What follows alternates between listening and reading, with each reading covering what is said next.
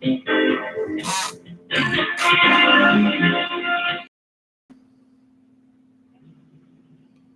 Talk Radio.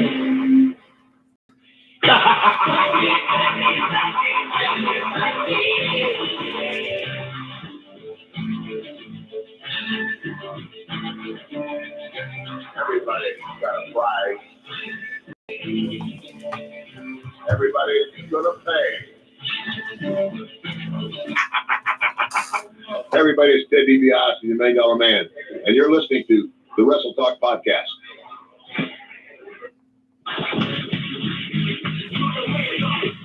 Down the night out.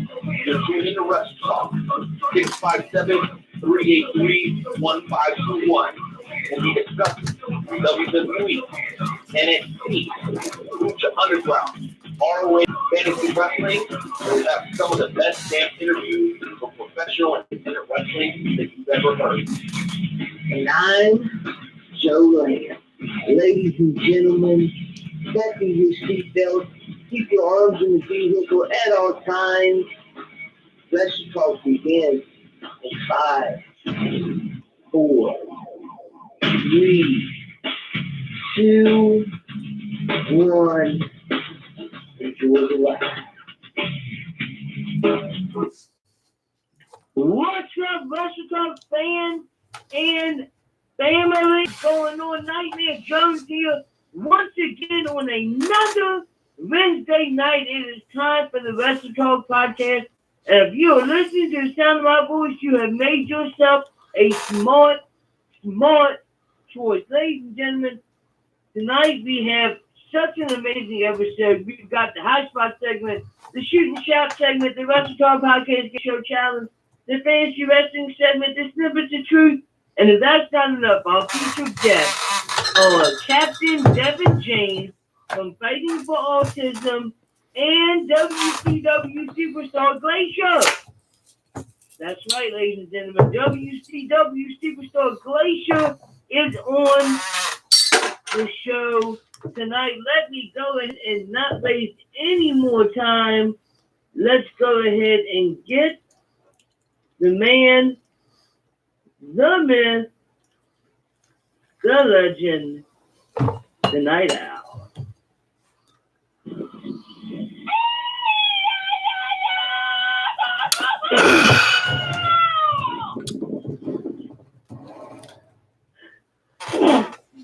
¿Qué pasa? ¿Qué pasa? ¿Qué pasa? ¿Qué pasa? ¿Qué pasa? ¿Qué pasa? Loyal members of the Rock family. It is your boy, the Night Owl, checking in from the heartland of the United States, Kansas City. And then, of course, my partner in crime, who you heard do a wonderful introduction, the one, the only Nightmare Jones. Guys, we're happy to have you here for episode 260. And Jonesy, you already did a great job going over who we're going to be having on the show today, dude. On top of that, we're going to have a lot of great conversation during the High Spot segment. That is the time of the show where we want to hear from the Wrestle Talk Podcast family. So whether you're checking us out on the YouTube stream or you're watching us on Facebook Live, listening to the replay, there's always a way to interact. And let me tell you, for those of you who are watching us live tonight, lucky you, because you have an opportunity to talk to two guys that have a passion for professional wrestling. But, man, let me tell you, when we get an opportunity to talk to Glacier a little bit later tonight, man, I've got so many questions. As I've gone back and done my research, Jonesy, there is a special place in pro wrestling history that Glacier fits into, and we're going to ask him all about it in the second hour. But for now, Jonesy, I'm happy to be here, dude. Excited to be doing episode 260, bro. Before we go any further, let me ask you, how the hell have you been, dude? I feel like it's been forever since we've done a show together.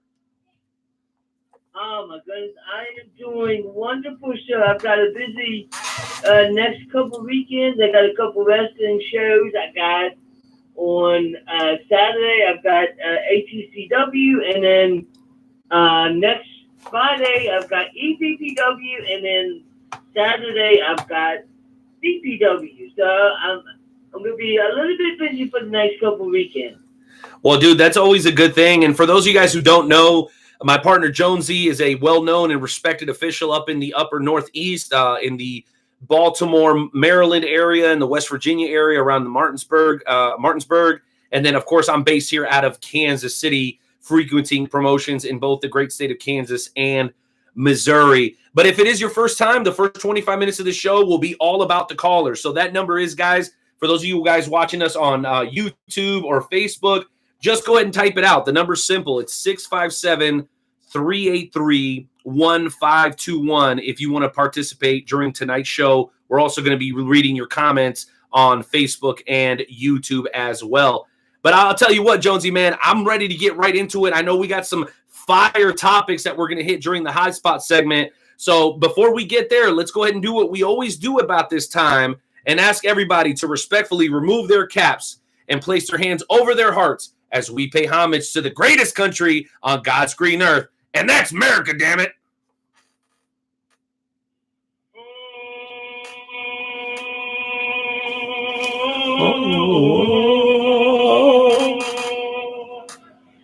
Oh, say, can you see?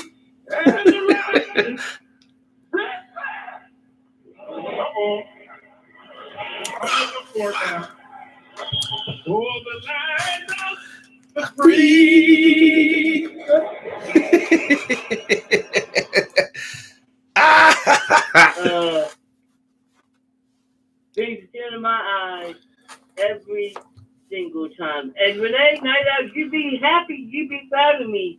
You be proud of me today, Night Out, because today I did my fantasy football draft, and I was able to do my first pick because they decided to do it during the Wrestle Talk podcast. I don't know who would do a draft during the Wrestle Talk podcast, but I was able to get my first pick in before I had to go to the auto pick, and my first pick was Patrick Mahomes. Wow, excellent choice.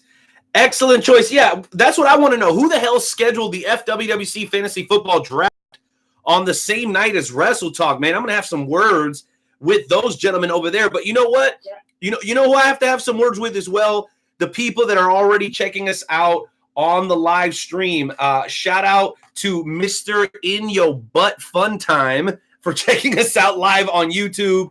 We got my boy Josh Fields representing. Shout out to the South. My man Bones Connolly, the number one in Kansas. Ted Smith, Luchador, Nick from St. Louis, Chris Rodell, big-time blues fan.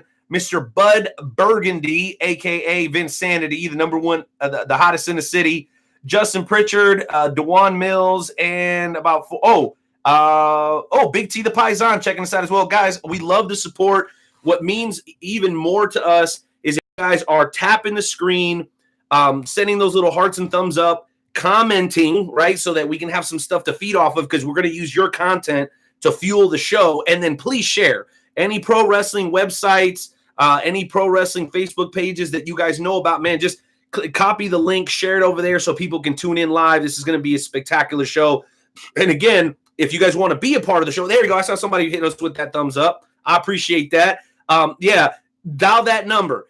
657-383-1521. Again, 657-383-1521. That line is open for promoters, for wrestlers, for fans of the Wrestle Talk podcast, and even for haters of the Wrestle Talk podcast. We want you to be involved early on in the show. Ain't that right, Jonesy? Absolutely. We want you to call in, talk to us, tell us what's on your mind. Absolutely. Well, with all that said, yeah, that's right. IWE Pro on Twitter, man. The hottest promotion in the state of Georgia, by my estimation, ladies and gentlemen. Make sure you do your homework and check those guys out. They got some big, big things going on, man. All that said, folks, let's go ahead and kick it into gear. Intern Timmy, cue up the music because it is now time to get into tonight's edition of the Shoot and Shout segment. Intern Timmy, hit the music. Earth Things, we have now taken over your radio.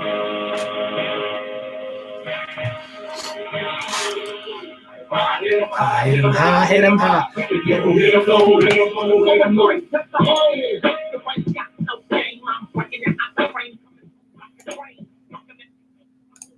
Man, there's so much stuff that we could talk about tonight. The one thing I wanted to talk about is this whole thing with Roman Reigns and who was attacking him. And I had to laugh last night on Tuesday Night SmackDown when Daniel Bryan revealed who they who they said was attacking Roman Reigns, and it was like an exact copy of Eric Rowan,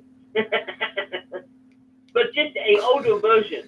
It was a pretty fun. I just want to know what your thoughts about this whole Roman Reigns being attacked, and do you think that they're finally gonna?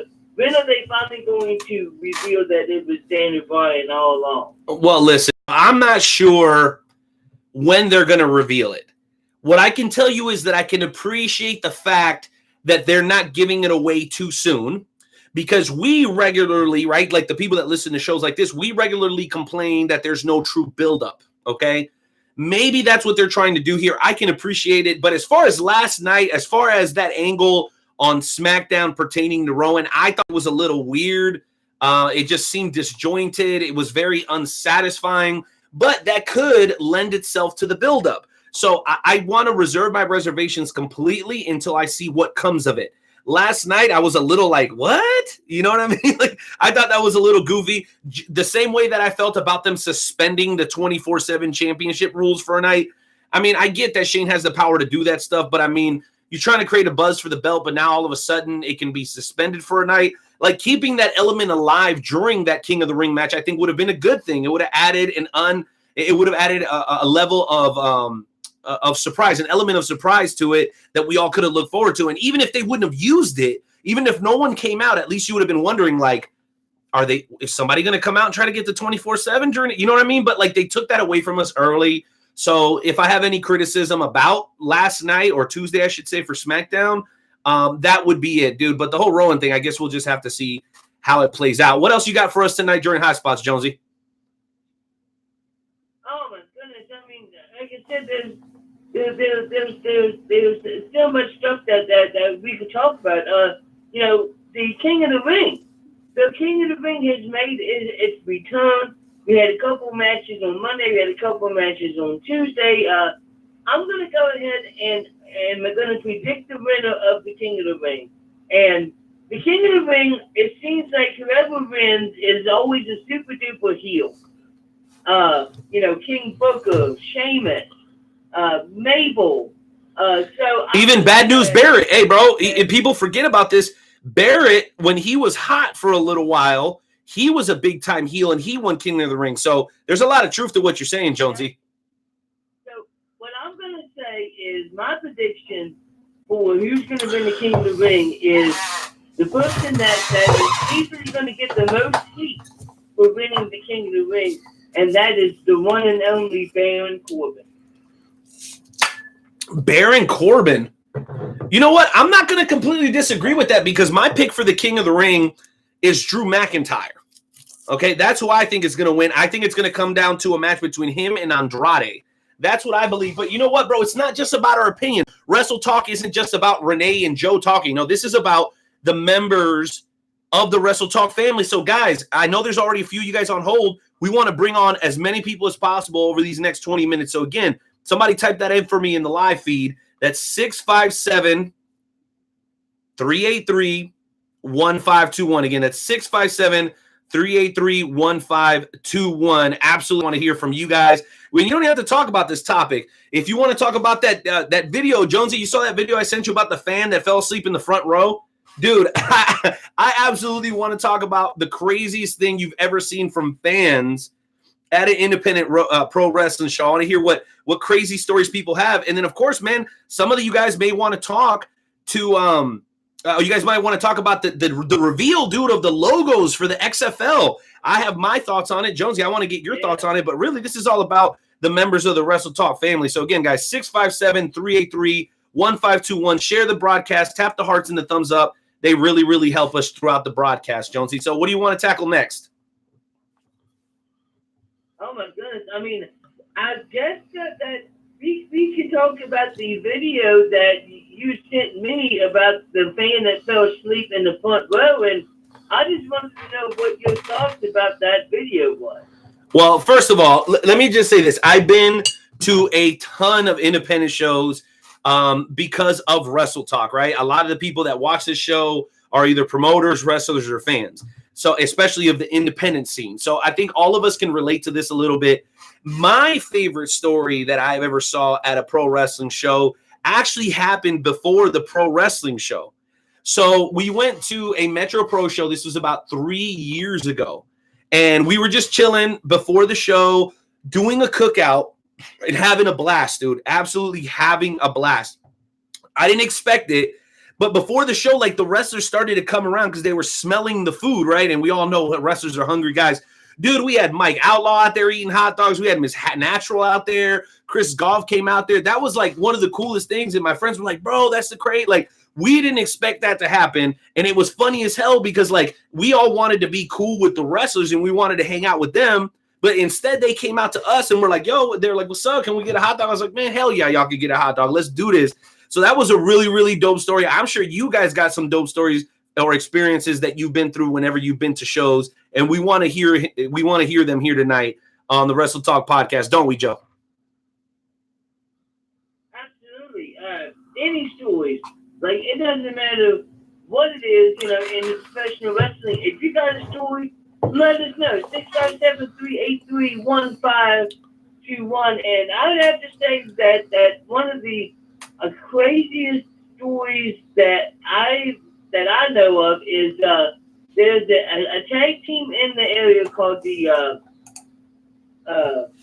Cousins, and their music just gets everybody going. It gets everybody up and dancing. And I remember refereeing one of their matches, and they won. And the music starts, and everybody's getting in the ring, and everybody's dancing, and then everybody stops and points at me, and I had to bust out my Nightmare Jones moves. And what, you started dancing at the show? For sure. I mean, it was like one of these things where everybody was dancing, all of a sudden they all just stopped and just turned to me, to the referee, and I'm like, oh great, so now you're all going to see Nightmare Jones's moves. And let me tell you, I'm not a dancer, so they were not very, very pretty moves. Let's put it that way. Well, we know you're not a dancer, but you're definitely a singer, bro. We know that you're known for your prowess at the local karaoke bar. So one of these days, we're going to have to get you to sing us a wrestling theme. We might even put up a poll. I want to know what the listeners think. If we made Nightmare Jones sing us a pro wrestling theme, what should it be? I've already got a couple that come to mind. I would love to hear you sing Hulk Hogan's I Am a Real American. I would love to hear you sing that. I would also love to hear you sing Shawn Michaels' entry theme and try to like make those voices. You're like, sexy. I challenge you to sing a pro wrestling theme. Hey, you know what? If they challenge me, I would definitely do everything that I possibly can to sing whatever theme that they want me. Even if it's Shawn Michaels or, you know, or Kane's theme or, you know, anything. Dude, that would be freaking incredible. I'll tell you what. And a lot of people are sleeping on you. Insane Mel says you don't do anything pretty, but I would contend that you've never heard Nightmare Jones sing. And Mel, if you were coming out to the events, if you would have been at Universe Mania 5, you would have heard this man. This man was out there singing his freaking lungs out, dude. Jonesy, I know when you went to karaoke with the fam, bro, you guys absolutely killed it. I got every report said that you were absolutely on fire. And I have no question that you can do it again. I have no question, absolutely, that you can do it again. Hey, I think we got a caller, Jonesy. Why don't you have intern Timmy check on that? Let's go ahead and start bringing these callers on again, guys. Whether you love pro wrestling or you're just kind of a spectator, if you're a promoter, a wrestler, or a fan, this is the place to be, guys. We want to talk to you right here during the show. And the best way to do that is to call in. That's 657-383-1521. You know what else, Jonesy? I want to go ahead and comment on this. Kind of want to beat everybody to the gun a little bit. You heard me mention it. The logos are now officially out. I know this is a pro wrestling show, but this is XFL talk, right? So it's kind of tied to wrestling to a certain extent. So my question is to you guys. What do you think of the new logos? Take a moment, okay? I want you to listen. I want you to check them out and give us your thoughts. I saw them, Jonesy, and there are a few that I thought were particularly good, okay? So I really, really loved the Houston Roughnecks because it looks like the old Oilers emblem. I thought that was great. I love the Dallas Renegades. I think it sounds way cooler than the Dallas Cowboys. And then I really, really loved the Tampa. Excuse me. Whoa, Stella. I really, really liked the Tampa Bay Vipers, but I would have liked it more if it would have been the St. Louis Vipers instead of the St. Louis Battlehawks.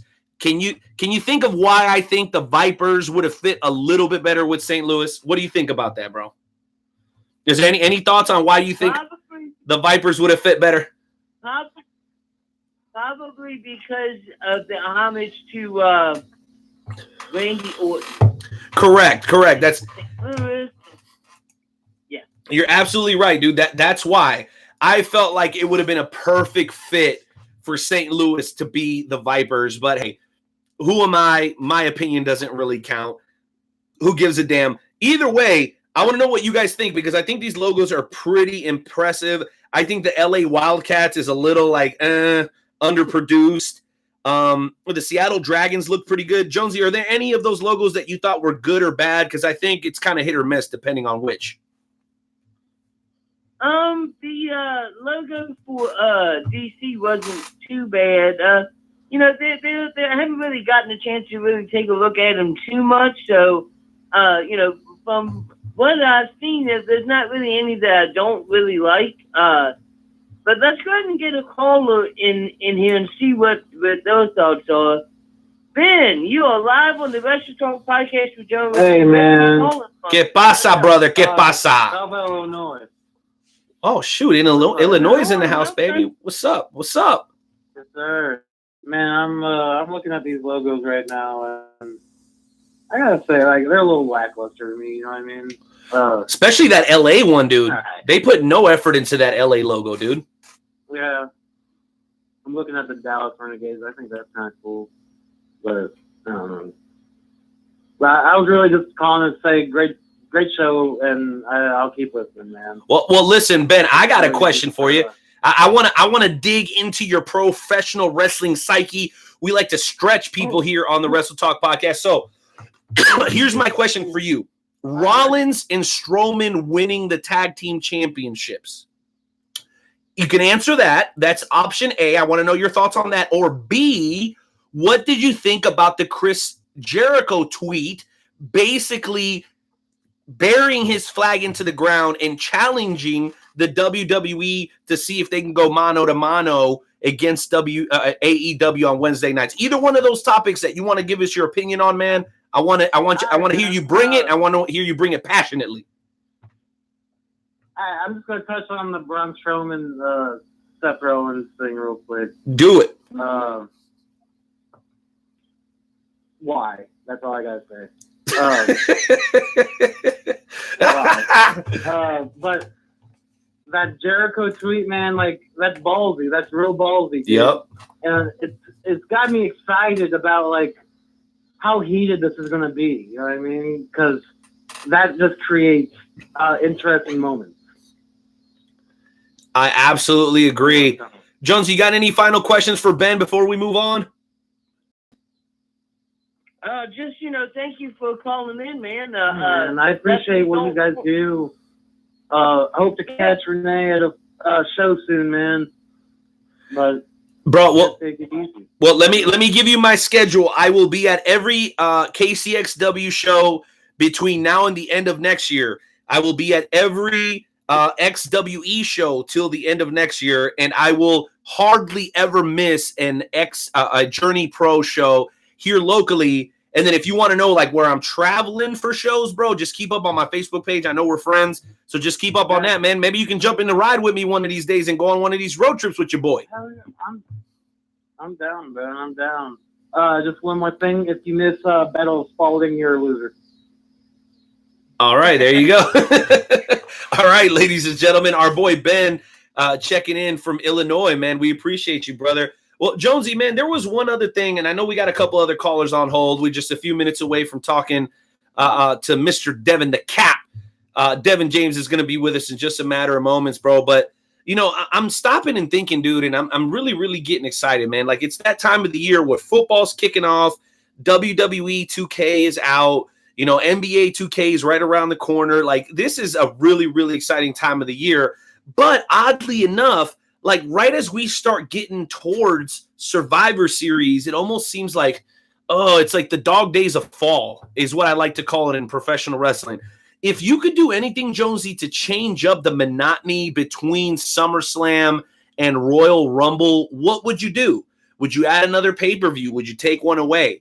What would you do a little bit different? Because now I think that they have a built-in machine to help them from having that lull, because they've got the AEW thing, they've got going to Fox, they've got, NXT, which was recently announced. It's going to be debuting on USA Network. So I think that was built in. But previously, dude, I mean, between you and me, it kind of always got a little stale between SummerSlam and Royal Rumble. Like, Survivor Series is not nearly what it used to be, let's just say 15, 20 years ago, in my opinion. What would you do different, bro? Or am I completely off base on this one? I think that one of the issues for me with Survivor Series is growing up is I remember the a team that they had. Survivor Series was about teams. Like, you had the Hulkamaniacs against the a Dream Team, and they got away from that. I would love to see them come back to that for the Survivor Series. I mean, that's just what I would love to see. I know that, times have changed. So maybe if they went back to that, or if they had a bigger build for Survivor Series, because it just seems like there's so many pay-per-views. Like, you got a pay-per-view, and then, like 3 weeks later, you got another pay-per-view. And then, so there's no build-up, it seems. Little stale. That's my thought. Little stale, if you ask me. Well, listen, I do believe we have another caller that we're going to be able to squeeze in, maybe two, before we have the Cap call in and break it all down for us. Intern Timmy, why don't you queue up phone number ending in 3321 and see what this fine gentleman wants to discuss with us tonight. What's going on, Robert? You live on the Wrestle Talk podcast with John Renee. Where are you calling from, and what do you got for us? I'm from Watertown, New York. What's going on, guys? I just dropped in. I wanted to talk about I don't know if you guys heard about the promo world on Facebook. I'm also an independent wrestler here in New York as well.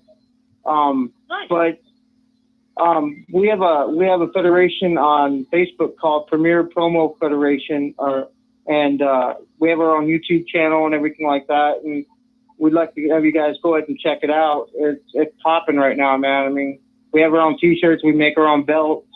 Wow. We do all the promo. We have matches against one another on the promo side of things. We don't talk about moves or anything like that in ring stuff. We talk about the stuff that, like, basically we talk crap about each other, basically. And, basically. So it's like an E-Fed or a fantasy wrestling group. Yeah, but it's different than an E-Fed. It's a brand, basically. You can't swear on it. You can't use drug-related incidents. You can't smoke and everything like that on your promos and everything. We do our own graphics. We do our own editing and everything like that. We were in the 2K part of things. At one point in time, we were using all that and stuff, but we kind of tapered off of that. We broke it down and rose it back up from the ground up to see who's all wants to be in this and stuff, man. You should go check it out. It's really cool. It's fun. It's exciting. It's entertaining. You should try to go check it out, man. Well, listen, we appreciate that, bro. And, you found the right show to call in and promote that, because let me tell you something. I've been involved in fantasy wrestling for a couple of years now, and I'm pretty proud of what I've done there. We always say this, Rob, not everybody gets the luxury of becoming an actual professional wrestler. When I say luxury, I don't mean to paint it as something easy. Anybody who ever listens to the shows knows the incredible respect that I have for the men and women in the sport of professional wrestling. But sometimes life doesn't allow you to be a pro wrestler, and fantasy wrestling is a great alternative, bro. So with that said, let me ask you this question, man. When you look at the challenge that is before us as wrestling fans, okay, the fantasy stuff to the side, when you look at the challenge, how are you going to divide your week when it comes to watching wrestling? Because as much as I know you probably stay involved with your fantasy group, I'm sure you still watch a great deal of wrestling on television. And so the question is, and I think this is a question that every fan is going to have to answer to themselves, what am I going to do? I can't spend 5 days a week watching wrestling. Can I? What are you going to do about that, Rob? Well, see, I do my promos on the time I have allotted to me. You know what I mean? Okay. And then I watch Monday Night Raw and I watch SmackDown. Okay. And I watch all the pay-per-views and the AEW stuff too. The AEW is popping off really well too. It is as well. And I set a time that I do my promos and everything, and I do my in-ring stuff on Tuesdays nights around 8 o'clock until 10. I train and I practice and everything in the ring here in upstate New York. And of course, I have a job, a 9-to-5 job. Of course, you know, I got to. Don't we all, brother? Don't we all? But, yeah. Yeah. So, but other than that, yeah, I set a time where, because my wife is in the fantasy EFED world too as well, and I got her going on that stuff too, and she loves it. I mean, I got her. I named her character and everything. I help her with her promos and everything like that, and she's doing really well. She just had her first debut match in the Premier Promo Federation, and well, she lost her first match, but they also have a performance center there that they help critique us to help us with our character and all this other stuff and what to say, what not to say. You know what I mean? Right. Absolutely. Which is really good in the wrestling business of today, where everything is lollipop stuff. You know, like some of the WWE stuff is good, but some of it is kind of corny. You know what I mean? Absolutely. You know, and it's just like the Bray Wyatt character. I mean, don't get me wrong, it's good and everything, but the whole Mr. Rogers thing kind of threw me off. You know, and then he came out as the Fiend, and he went up over on Finn Balor, which I wish the Demon would have came in and went up against the Fiend, but that's probably for another time and another place, probably. You know what I mean? No, absolutely. Well, Rob, I'll tell you what, man, you've got some great insight, man. We're glad that you came on. Go ahead and drop the information of the group just one more time, man, and just promise us you won't be a stranger. Please subscribe, follow, share, you know, that whole deal, man. We want to make sure that we stay in touch with you, not just every once in a while, man, but if you want to come on every couple of weeks, we would love to have you. All right, brother? All right, man. No problem. Appreciate you having me. You got it, Rob. Shout out to my folks up in New York. All right, later. Peace. Peace. Jonesy, upstate New York is in the house. Illinois is in the house.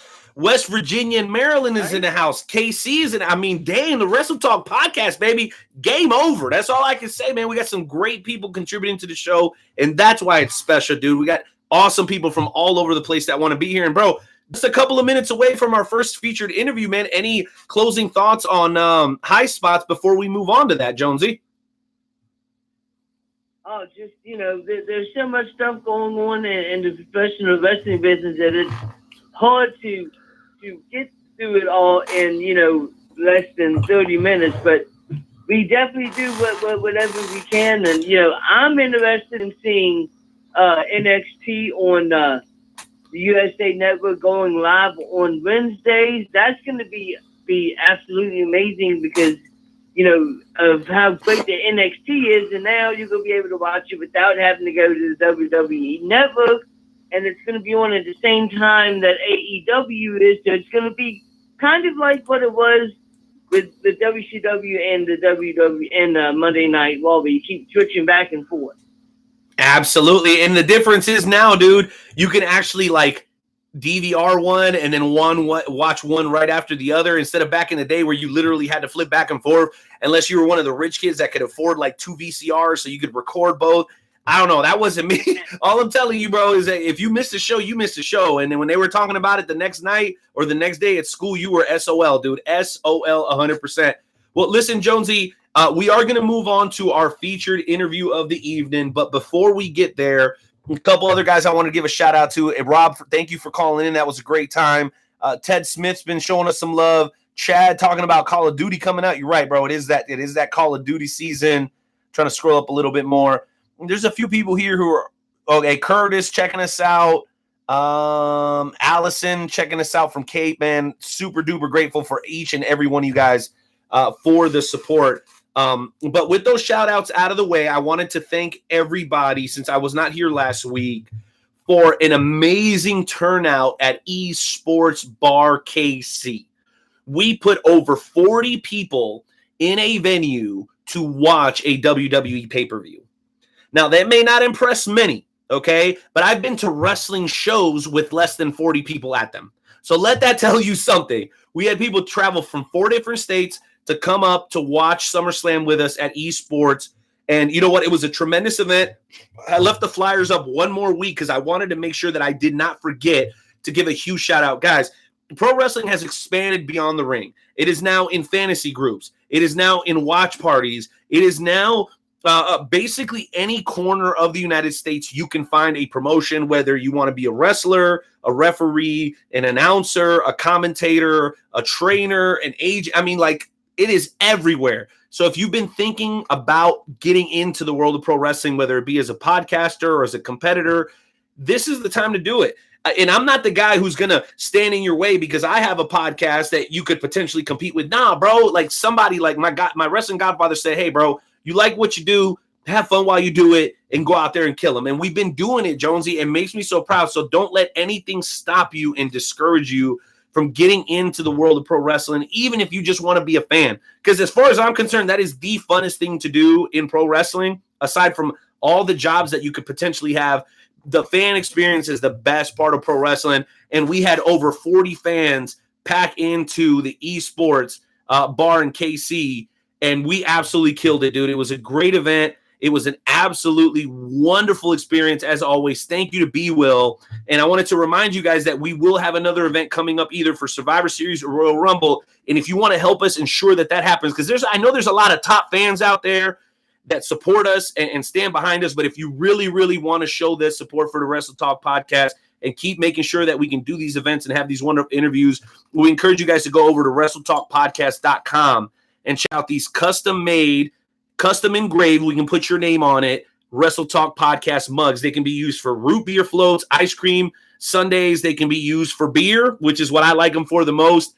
They're $15 without your name on it, an extra $5, and we'll engrave your name. And then, you obviously have to cover the shipping or whatever, but they are bar quality glass. This is not stuff from the store down the street. I mean, this is bar quality glass. If you take care of it, it will last you an absolute lifetime. Jonesy, can you please stand behind me on this one? The Wrestle Talk podcast mugs are absolutely 100% legit, baby.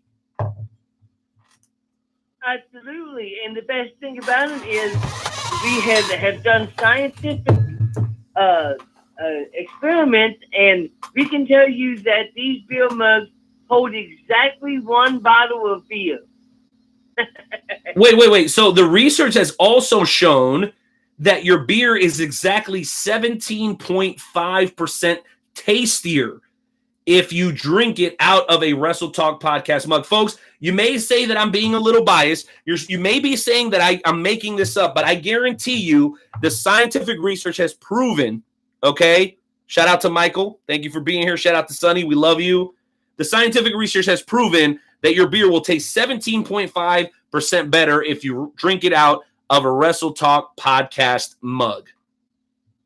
Fucking bullshit! Wait a minute. Wait, what the hell is wrong with Entertainment? We're trying to sell merch here. Why would he hit that right now, Jonesy? I don't know. I didn't do it. Entertainment, you're not getting one cut. You're not getting one penny from the mugs. You're not getting a dime. I'm telling you, you're not getting a dime. Not a dime. Not a dime. Oh, where's that drop when you need it? Where's the not a dime drop? We need that right now. Never drew a dime. Not a dime. Not a dime. All right, Jonesy, let's go ahead and transition into our first featured interview of the evening. I know we got some music that we're going to hit, so let's go ahead and hit it as we welcome in the man that's going to be at the Spectrum Slam. Dude, I'm so excited. I can't wait. Go ahead and hit the music, baby. Then we'll do the intro. I'm ready, baby. Let's go.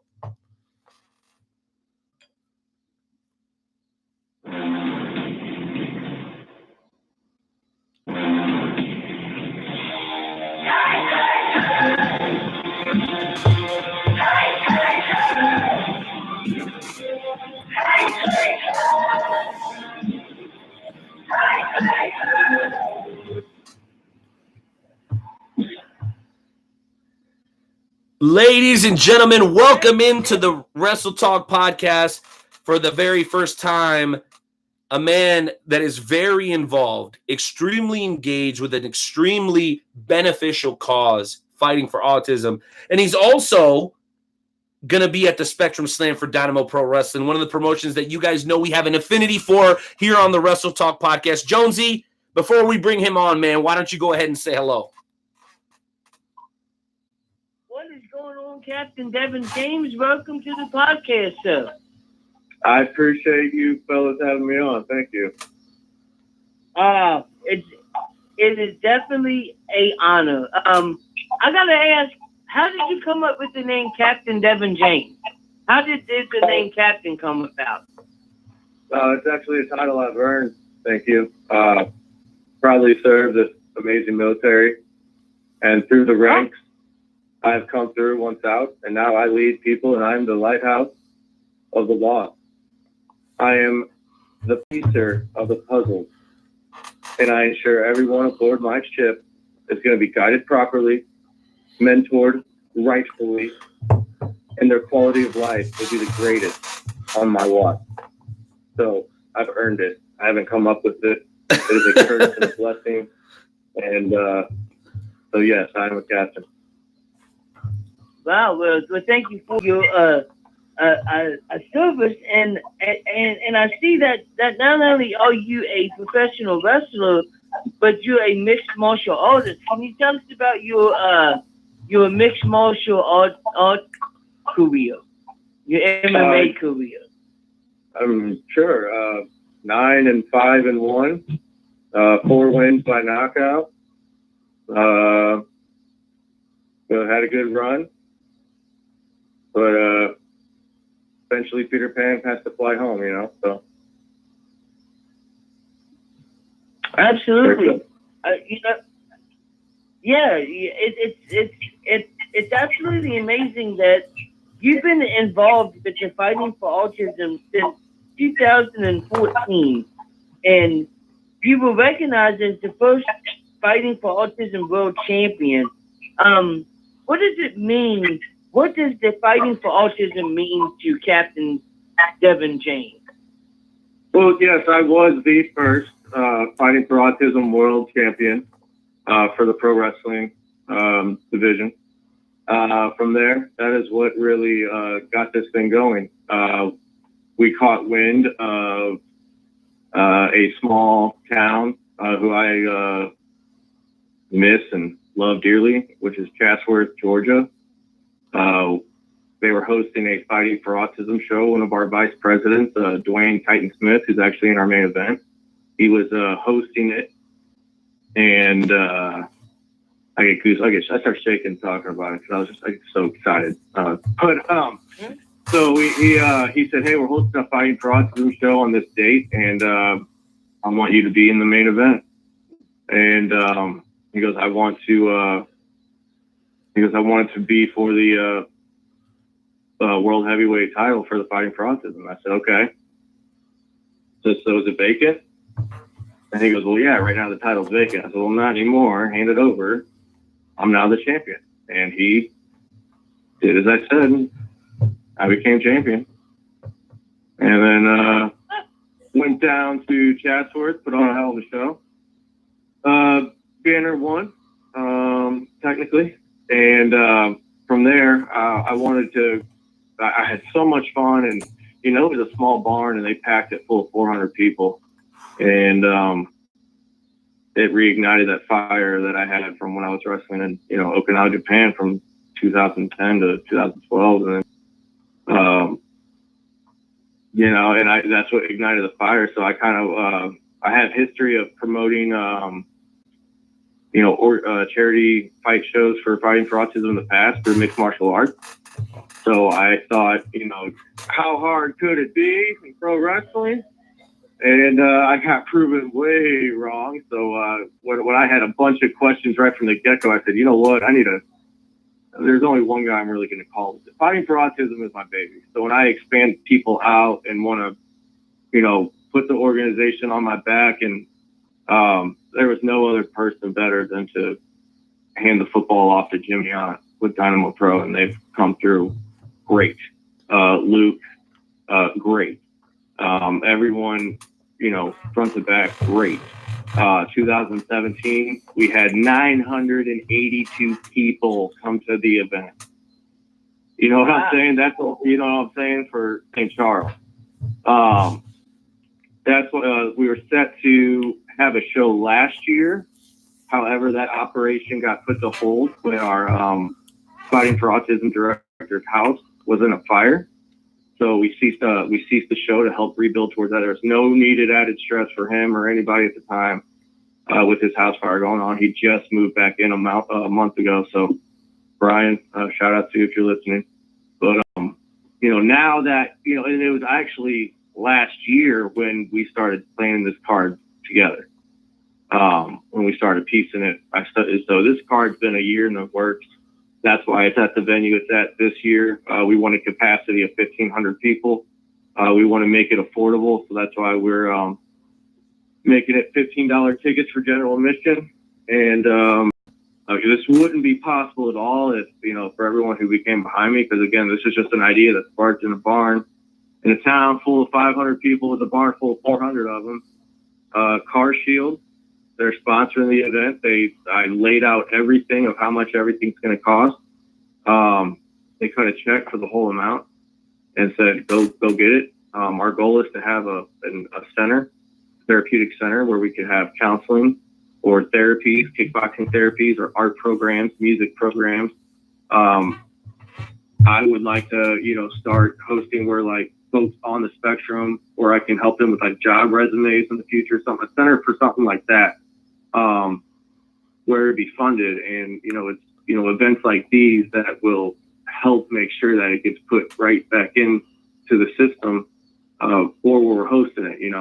St. Louis is my home, so there's to my knowledge there's not really a Fighting for Autism rep for it, because Brian is the director of force, so he oversees it.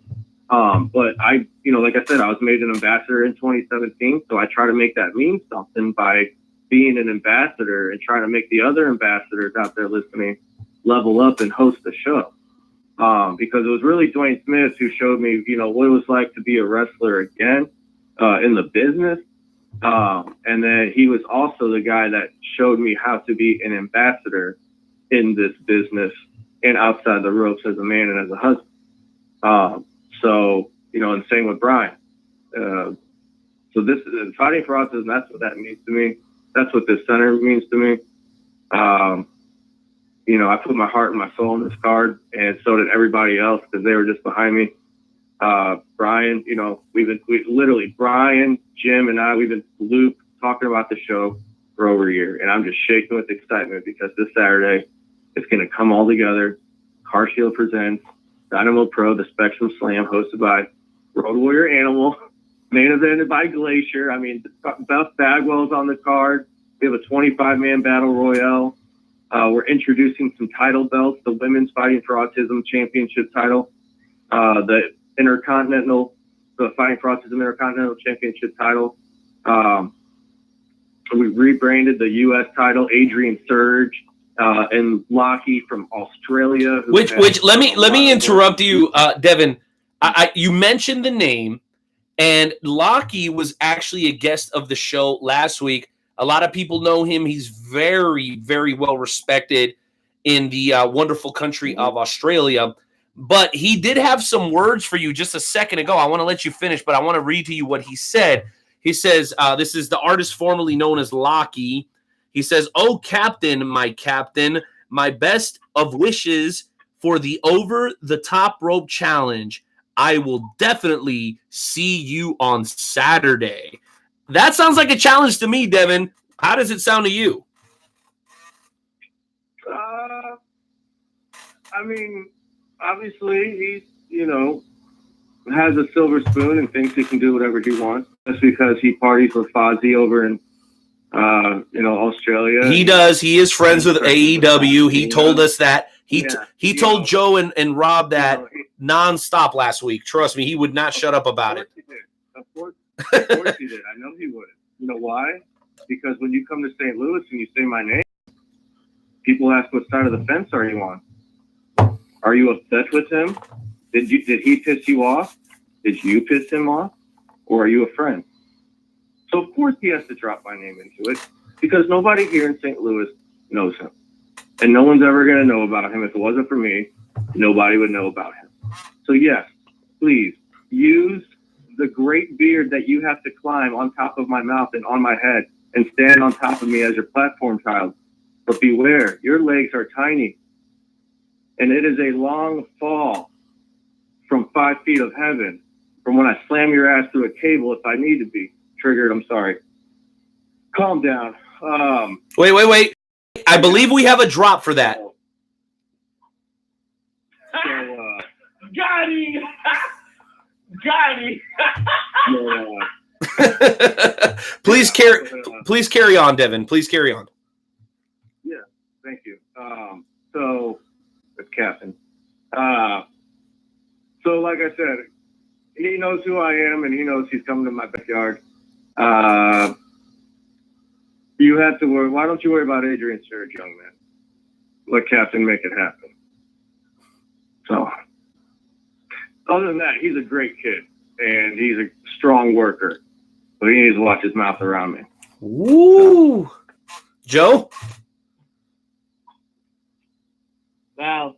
But I don't want to take up all of the time still, Renee. Why don't you go ahead and jump in with every questions that you have, Renee? Oh man, well, we appreciate it, man, and we do have quite a few questions, and we have a couple of people on hold. We're gonna try to get to them if we can. If not, it's okay because I know this probably won't be the last time that we talk to you. But listen, sometimes during the show, we like to interject with a short segment, and it's called Tweet of the Week. When we're doing research on our guests, we research their Instagram, their Facebook, and then, of course, their Twitter accounts. Not everybody has a Twitter account. You do, and there are some things going on your Twitter account that I have some questions about. My first question is, are you man enough to answer them honestly? Because I got questions about your Twitter account. Are you down? Sure. All right. Yeah. Go ahead and hit that drop, Timmy. All right. So looking at your Twitter account, that is at CAPT, abbreviated, right? Captain abbreviated, CAPT, Devin James on Twitter. That's CAPT, Devin James on Twitter. So your last two Twitter posts are what caught my attention. And they're from a little while ago, but I had to ask. So the first one is on July 10th, you posted Team Janela, baby. Now, everybody that listens to this show knows how I feel about Joey Janela, so I need some answers. And then number two, you said, and this is your pin tweet, which means this is like your mission statement in life. In your tweet said, my two favorite coaches. It says my two favorite coaches who I hope write books are Steve Kerr and DC MMA. That's Daniel Cormier. So here's my question about that. Number one, you do know that Steve Kerr is operating with all of Mark Jackson's players. And number two, you recognize that Daniel Cormier just got laid out last weekend, right? Are you aware of this, sir? Are you aware? Yeah, I'm aware. So explain. I want to read a book if Daniel Cormier writes a book. Yeah. Daniel Cormier is a great man. I connect a lot with him. I'm not looking for sympathy, but I mean, he lost a child, when I was born. He's a, father. He took in, stepchildren. He's a coach. He's a man, and I see him evolve in the game. And what he does outside is what I absolutely admire about him. And it's like, he just lost, but he just also like posted an inspirational photo that, just connects with anybody. It's like, when you're down in life, keep smiling. So if he writes a book, I'm going to fucking order it. Okay. Well, let me say something about DC. Let me add something. So DC, and I have to agree with you completely, but I had to give you crap because he just lost, sportsmanship, whatever. So DC actually coaches in California, a high school, for nothing. Yep. He is a coach he doesn't charge them a dime, and he's created an environment for up-and-coming athletes that is second to none. So kudos to you on the Daniel Cormier. But again, he lost, so I had to make fun. Now tell us a little bit about Steve Kerr, man. What makes him so interesting to you? Who the hell did I say? That had to be different. Steve Kerr, bro. That's what it says right here. Steve Kerr.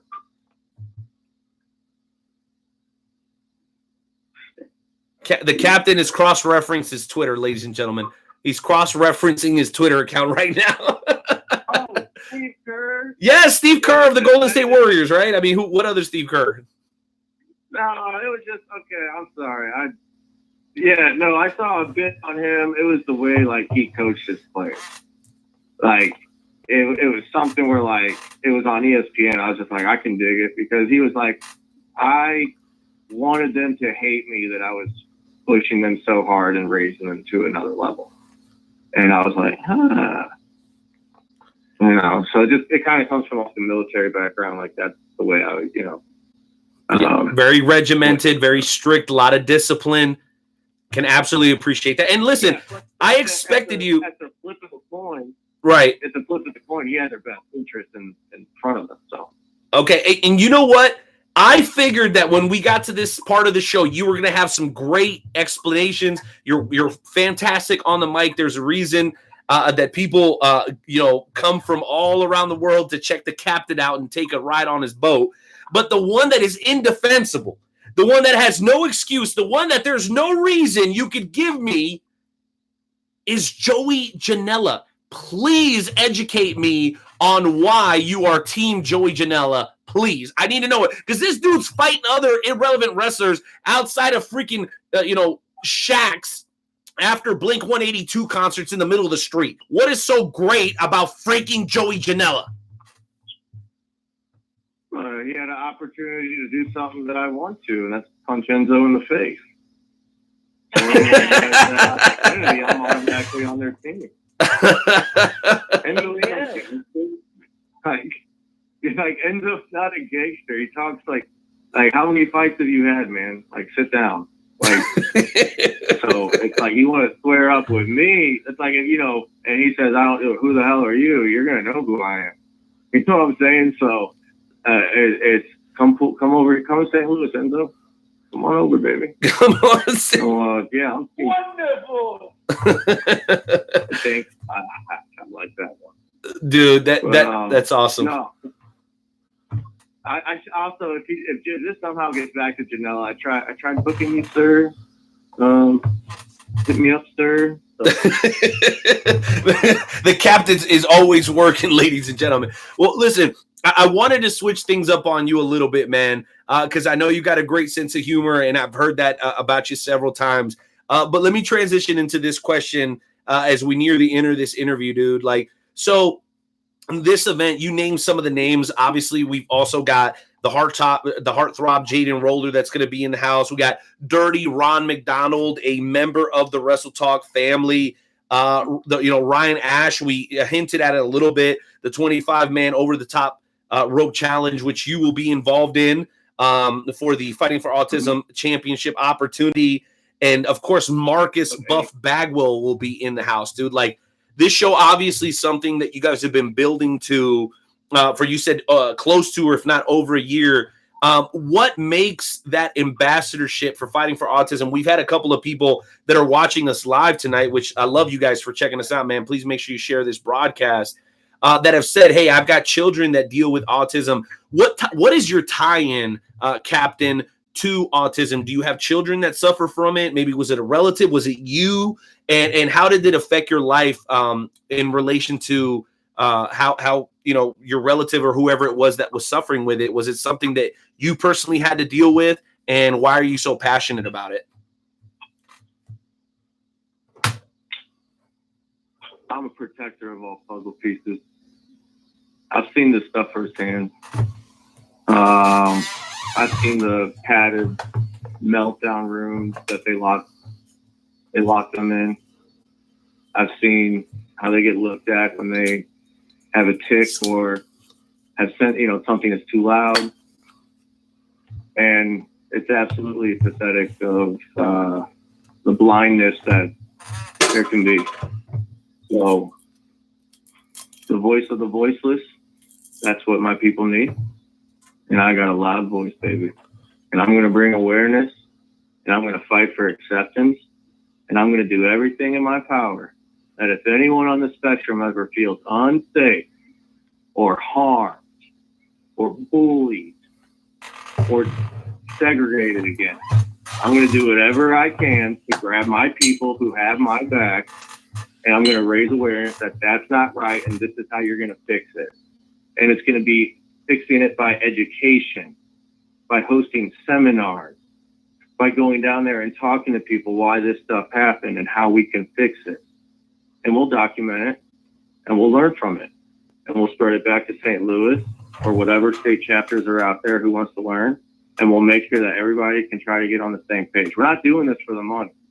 We're not all these other people. We're doing this to have, obviously the therapy is the end game, but it's also, as you work together in the state, you come on by whole. We got folks all the way out in England, Australia,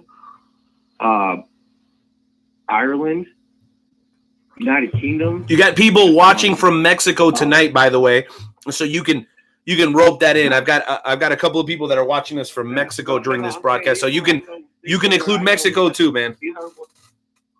Well, no, I'm saying those are where I know we have operations at. Oh, that's what I'm saying. Oh, that's incredible. In Mexico. So if there's any professional wrestlers out there who are about standing up for those on the spectrum, feel free to inbox me. I'd love to get something going. Love to connect that bridge. Anybody's listening, I'm sending a world message out there. If you're any promotion and you want to get involved in pro wrestling and fighting for autism, you let me know.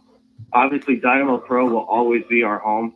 That's where the Spectrum Slam will always be hosted, is with Dynamo. But if you're in Georgia or North Carolina and you want to come in Spectrum Slam 2020, 2021, 2022, you let me know. Because, spoiler alert, we're already planning for 2020 as we speak. Signing the paperwork for the venue next week. I'm trying to get it done by Friday so we can announce it at the show. Yes. It's fantastic, bro. But I will do this as long as I'm breathing. I'm a huge, huge fan of pro wrestling, and I will always do whatever I can to make St. Louis fighting for autism mean something. Because Brian Higginbotham has a dream, and I stand 100% behind that vision, and I will fight by his side till the day I die. So as long as there's lungs in my, air in my lungs, whatever, I'm starting to get, whatever. But I will always hope there will always be a Spectrum Slam every year. And it is because people like Car Shield, people like the last 892 people like the 400 people in Georgia who showed up. I'm trying to set a record where we get 1,500 to show up. I know we can do it, and it's super doable. Tickets will be available at the door. Go to Cage Chicks, inbox me. It's going to be great. And it's really going to set the bar. And it's going to be when Dynamo Pro hosts a Spectrum Slam that it's going to mean something. So that's that. Mic drop. Boom, mic drop, baby. Well, you know what? Before we close it out completely, I do have to ask, from operating from kind of an ignorant perspective, because I've not dealt with many people who suffer with autism. Can you maybe just give us just a quick glimpse as to what some of those symptoms might be? Because we may be working with people with autism, we may be raising children that have autism, but we don't know how to recognize it. Shout out to Sean Mullen, who's here, showing a lot of love on the live feed, talking about Chris Markham and his son and the event, the whole nine. So much love to you, Sean. I know you know I'm a big supporter. Thank you for always showing us love here on the Wrestle Talk podcast as well. But Cap, can you give the people just maybe a little bit of an insight as to what they might be looking at when they're dealing with autism? Yeah, absolutely. And they can check all that stuff out on Facebook, Fighting for Autism, on our webpage. We got some quick links up there. We got some information, everything that you can check and to, get some knowledge. Fighting for Autism on the Facebook page. Dude, that's awesome. That's awesome. Could you maybe, before you go, just give us a brief idea of what we might be seeing if we're dealing with somebody that has autism? Like oversensitive or undersensitive to sound, things like that. Inability to relate to others. Okay. Mirroring, or saying phrases that they don't really know what they're saying, but like mirroring. Strange attachments to objects, clothing. Inappropriate laughing or crying. Poor speech or lack of speech. Lack of awareness or danger. You know what I'm saying? No, that's great. I'm sure there's a laundry list. Yeah. Yeah. Like changing a routine. Oh man. So that's, and yeah. So, but we have that all on our Facebook page. Man, thank you so much for sharing. And again, I think that everyone knows the word autism, but I don't think everybody knows what it looks like. Thank you so much, Cap, for sharing that with us so that we're maybe a little bit more aware than we were. But ultimately, man, we're not sold out by them. The event is called the Spectrum Slam. That is on Saturday, the 24th, at the Madison Square Garden in St. Petersburg, Missouri. Doors at 6, bell at 7 o'clock. What? I'm sorry. What did you say? St. Peters, Missouri. I'm sorry. St. Peters, Missouri. St. Peters, Missouri. Guys, you heard some of the names that we've already named off. Ultimately, it doesn't matter who's wrestling. In my opinion, this cause is worthy of your support. So get your asses out there. But if you do care about the wrestling as much as I do, you've got Jimmy LaFleur, Tony Esteem, the R30 Missionaries are going to be in the house. The legend of St. Louis, the Wind of Destruction, Mikaze is going to be there.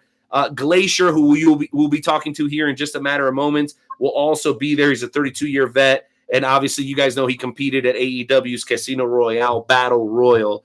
So before we let you go, man, we want to have just a little bit more fun, Captain Devin James. Will you be willing to join us on tonight's edition of the Shoot and Shout segment? Little bit of a therapy session. It's usually all in fun, where we get to fuss about anything in the world that could be ticking us off, wrestling related or not. The question is, sir, are you game? Am I what? Are you game? Are you ready to go? Oh, is it right now? Right now. It's Shoot and Shout. You're going to get some music, and then you get to fuss about whatever. It doesn't even matter. What? You get to fuss. You get to complain. You get to shoot. You get to shout about anything that could potentially be bothering you right now. Listen, we'll go ahead and get started. We'll let you go last. You'll understand by the time we get there. Intern Timmy, hit the music, baby. Rapping.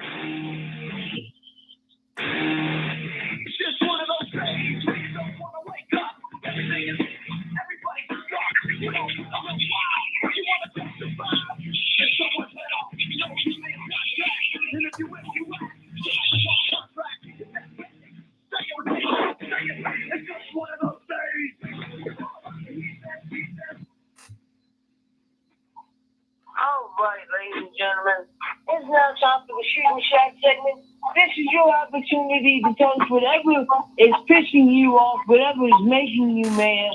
And I will go ahead and start if that's okay with you, Renee. Please, Jonesy. Lead off, baby. What's chapping your ass tonight?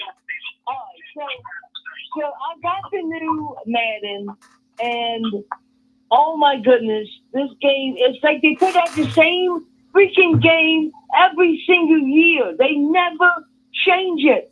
The quarterback franchise thing that they have, the whole story mode, is absolutely ridiculous, because once you get past the NFL draft, which is like 3 sections in, then it's nothing more than a franchise mode. Drives, it pisses me off. Pisses me off, damn it. Well, listen, Jonesy, that is a great shoot and shout, and I'm going to give you mine. By the way, if you have us on speakerphone, please go ahead and turn it off, because it's creating a ridiculous echo right now. So here's my shoot and shout tonight, okay? I am sick and tired of everyone complaining about the heat. Listen, you spoiled first world pieces of caca. Where you go, your house, air conditioning, your car, air conditioning, your job, air conditioning, the restaurant you go to on break, air conditioning. Y'all are complaining about some first world problems. If you're that cold, then take your ass to the grocery store and lay in the frozen fruit section. No, frozen fruit or frozen food section. Anybody who dies from heat stroke, okay, either you're working outside and it's a legitimate reason, okay, or you're dumb, okay?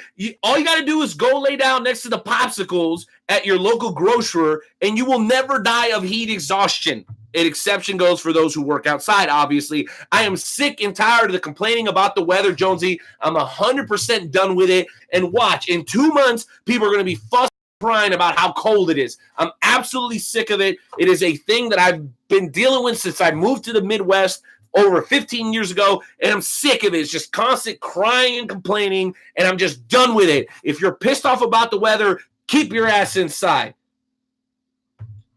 Captain, please take us home, man. What is pissing you off today? Well, being with the events in my home country of Argentina, I'm going to use my native tongue. Está la cotorita es mí. Está la costeja es mí. Oh, está la morti. Está la Amazon tostente. El fuego, el no usted. En la de noche de nada. Ponte mi paso. Ponte mi point. Polo coste or puente. And mataba parafoy. Rápido. Thank you. Rápido, the man said. Hurry. I fully understand what he said. If you guys want that transcripted and fully translated, make sure to visit WrestleTalkPodcast.com. Captain, it is so great to have had you on the show. Dude, what an absolute blast. We want to hope and pray that everything works out great for you guys this upcoming Saturday, man. Just one more time before you go, drop the information. And number 2, man, welcome as the newest member of the Wrestle Talk family. Thank you. My pleasure. Fighting for or Car Shield presents Dynamo Pro Spectrum Slam, 100% benefit for fighting for autism, hosted by Road Warrior Animal. Tickets are available at CageTix.com/Dynamo Pro. Select the Spectrum Slam. Select your boy, Captain Devin James, as I whoop 24 other people's ass, including my cousin Nathan, over the top rope. And it's going to be great. Let's make it happen, Captain. Jonesy, any final thoughts for the captain before we let him go?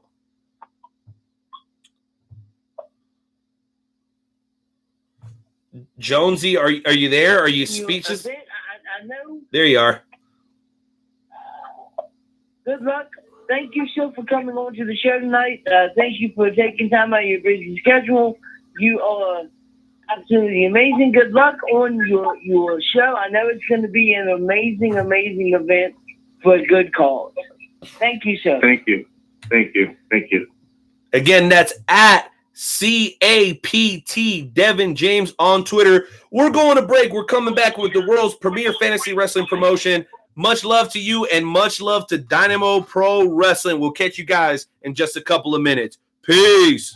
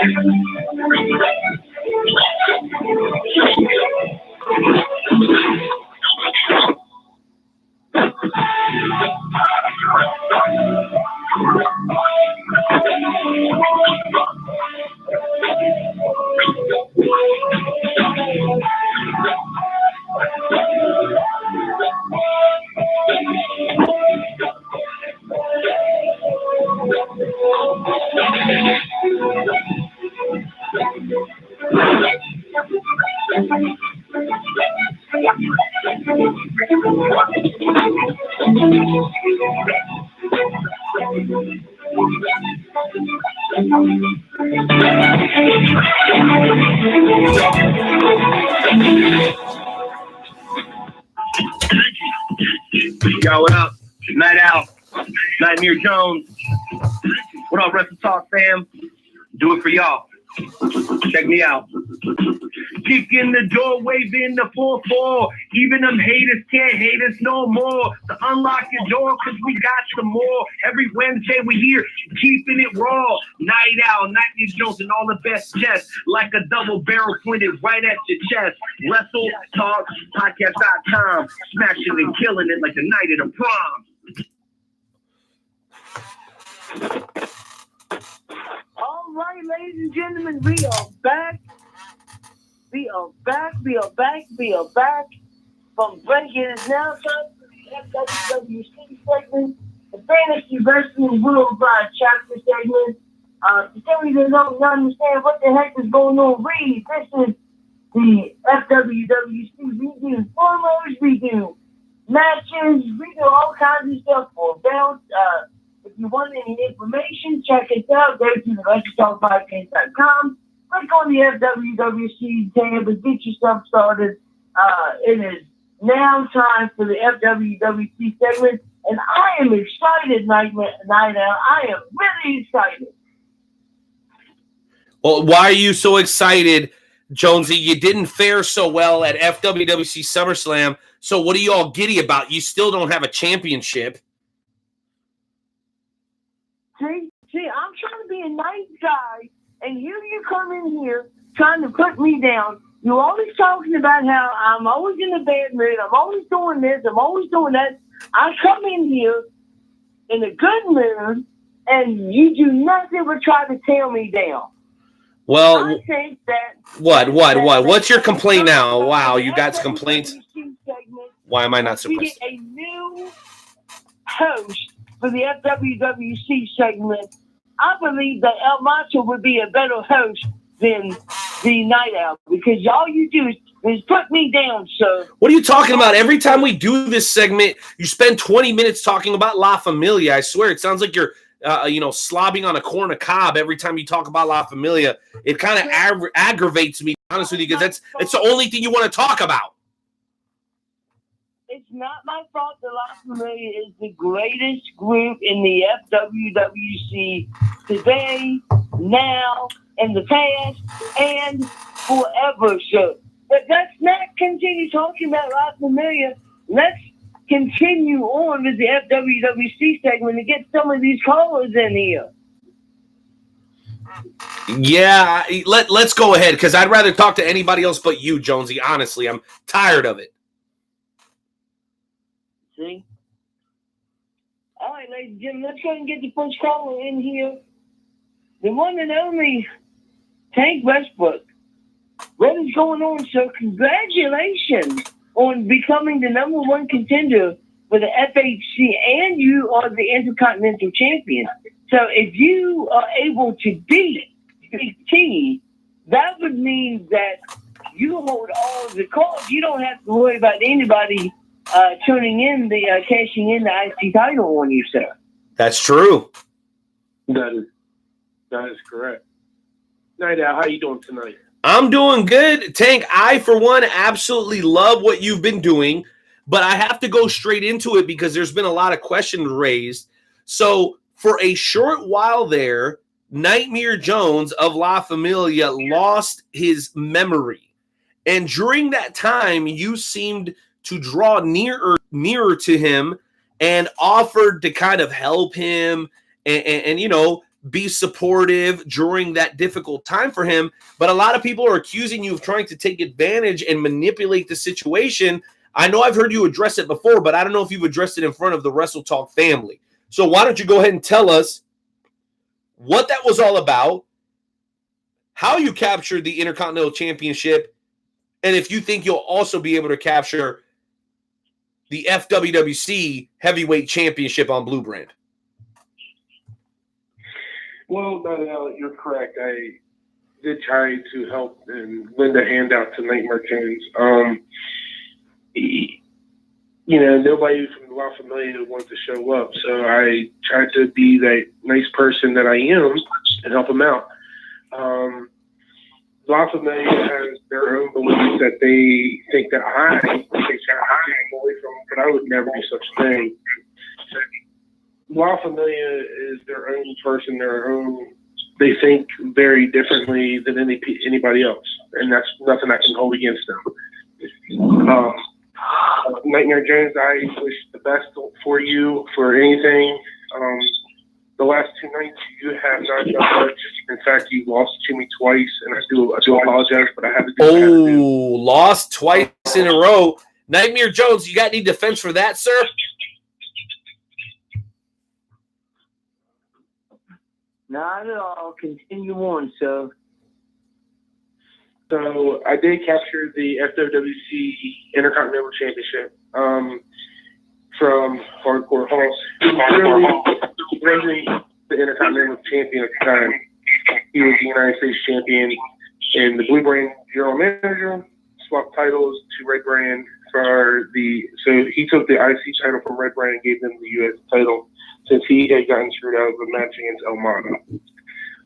With that being said, I beat La Familia's own Hardcore Hoss, became the IC champion. On top of that, I was in a match to possibly become a number one contender for the FWWC Heavyweight Championship, and that was won by Big T. I think he's a really, really good competitor, so my hat off to him, and then also beat Nightmare Jones. I can't wait. Big T, he's a good competitor from Columbus Park. I give him respect, but the title has to come off of him onto me, so I know when the cards are going to be dealt right to always have both titles of the Intercontinental Championship and the FWWC Heavyweight Championship over my shoulders. All right. Well, you know what, Tank? I can appreciate that, and I know you absolutely earned everything that you got.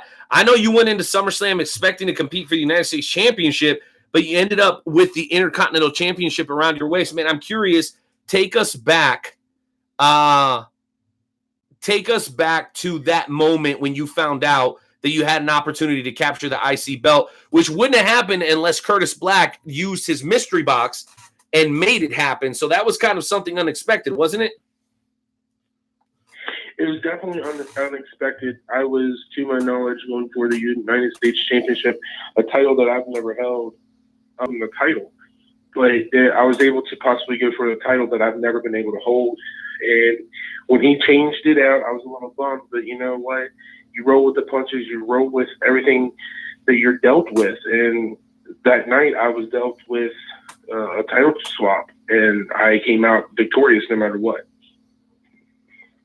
Okay, Jonesy, any final thoughts for Tank Westbrook, our blue brand FWWC Intercontinental Champion?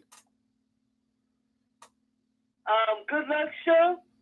Do me a favor and take that title away from a Big T, because Big T is the FHC is a terrible thing. It's a travesty, and just take that title away from Big T and keep it close to you, because very, very soon I will be coming back for the FHC. Or maybe even IC title. You hear that, Tank? You hear that?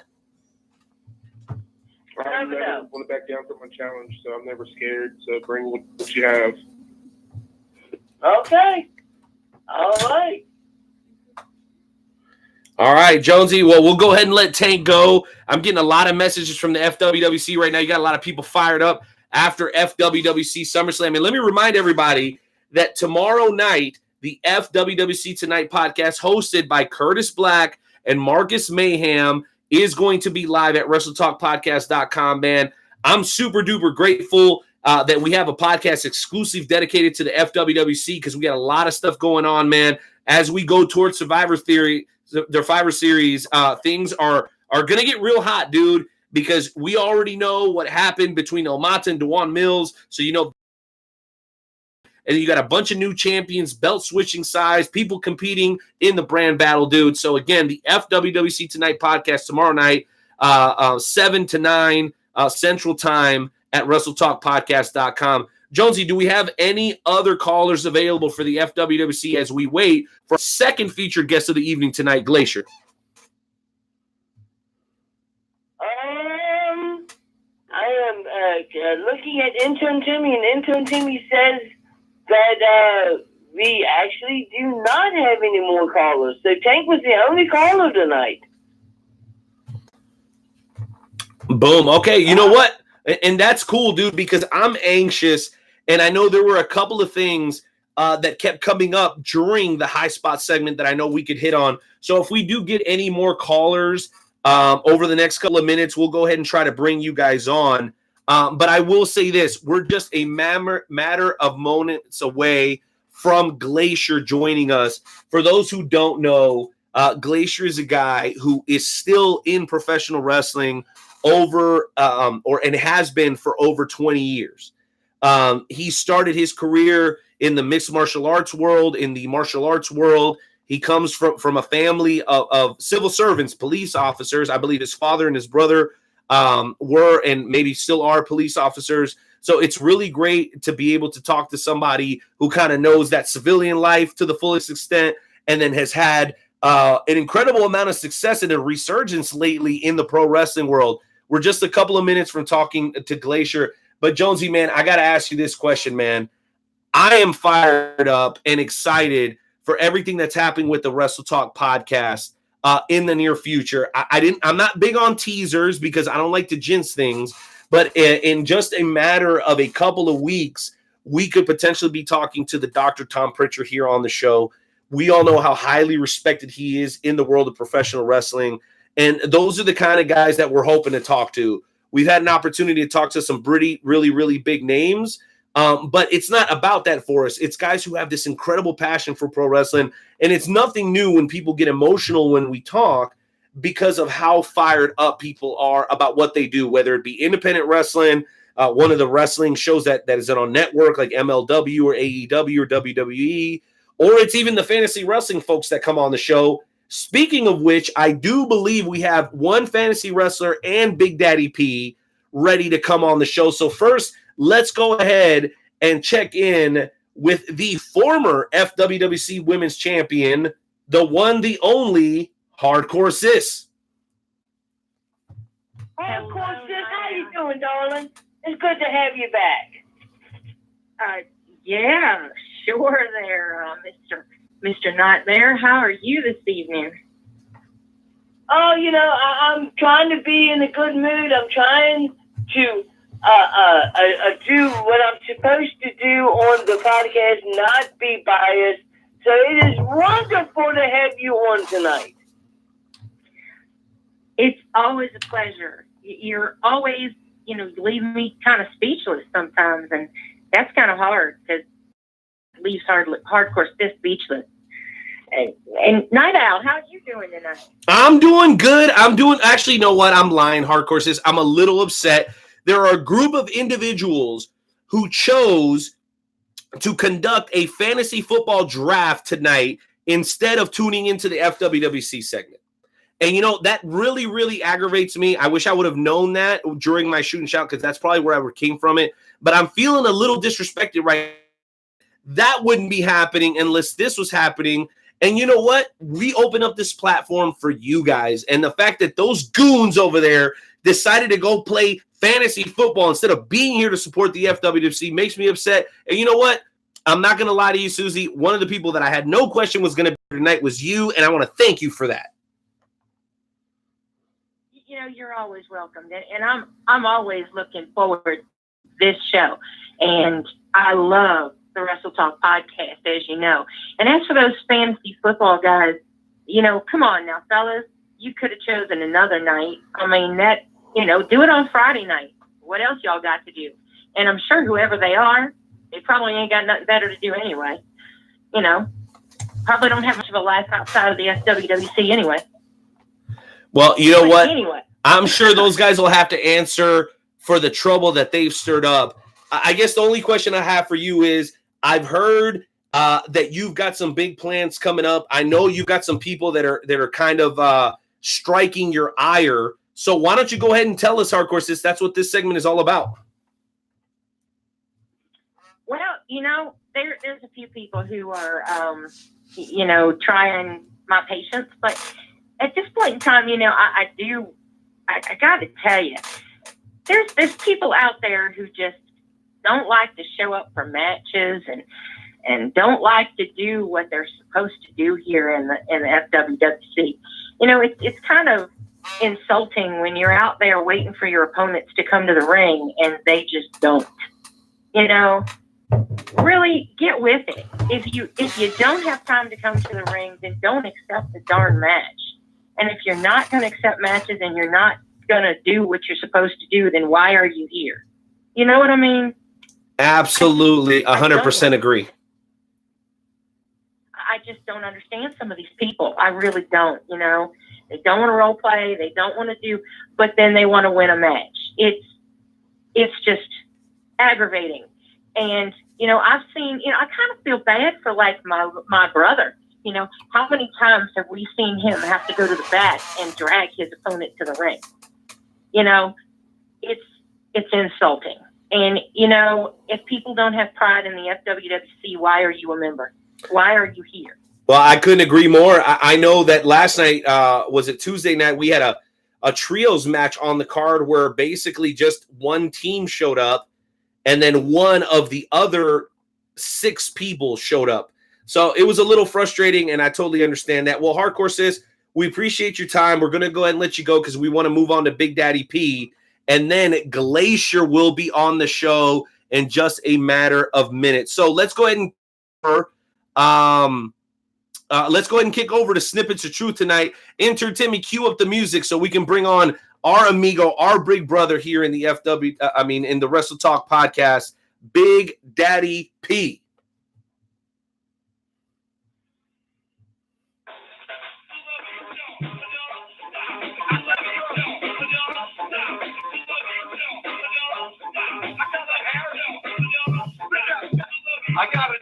I gotta do. So who the hell is you? To tell me how my soul is wrong, you don't know. Lay out and let Big Daddy know. You think my rap's about stealing, but it's about feeling. Sometimes truth revealing. But you know how my flow will get the proper review. I gotta do what I gotta do.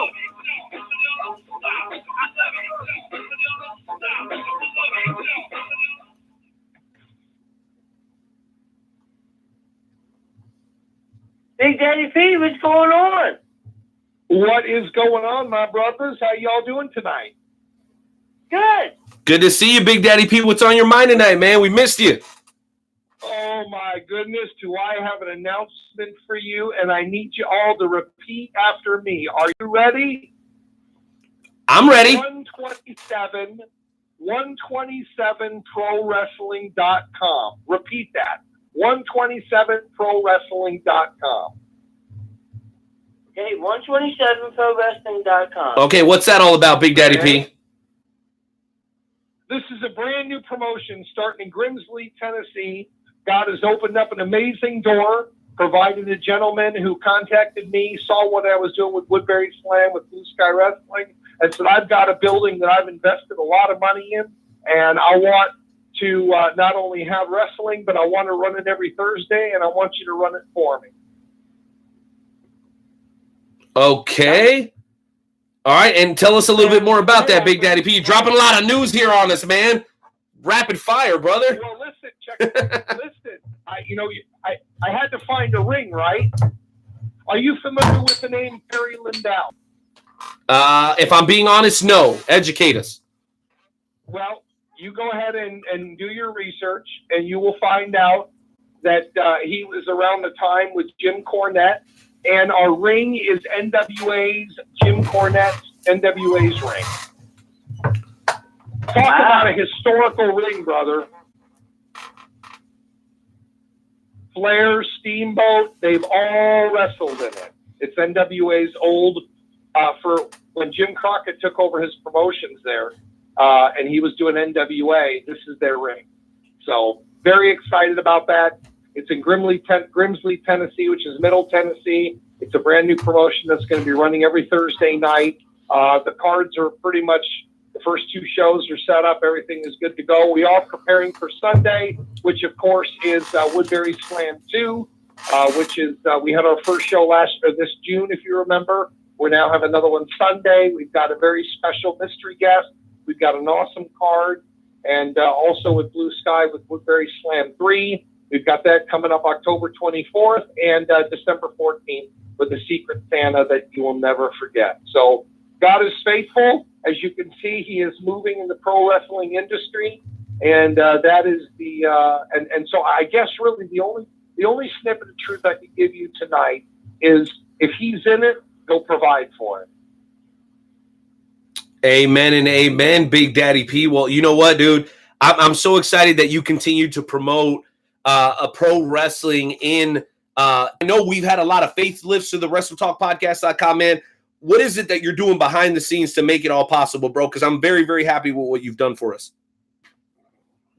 Well, first of all, it really comes down to not providing what I want you to have, but providing what you want for your listeners, because, you know, they're the ones who dictate what information can be on there. And so as I remember us putting it together, we were going to provide all the information necessary for your visitors. And I know, too, you and I talked about adding a Twitter feed and a Facebook feed. We still need to do that. We absolutely do. We need to get on Skype and get it done, Big Daddy P. Well, all that said, man, go ahead. No, listen. If you email me your YouTube Live code, I can embed it into the website right on the homepage.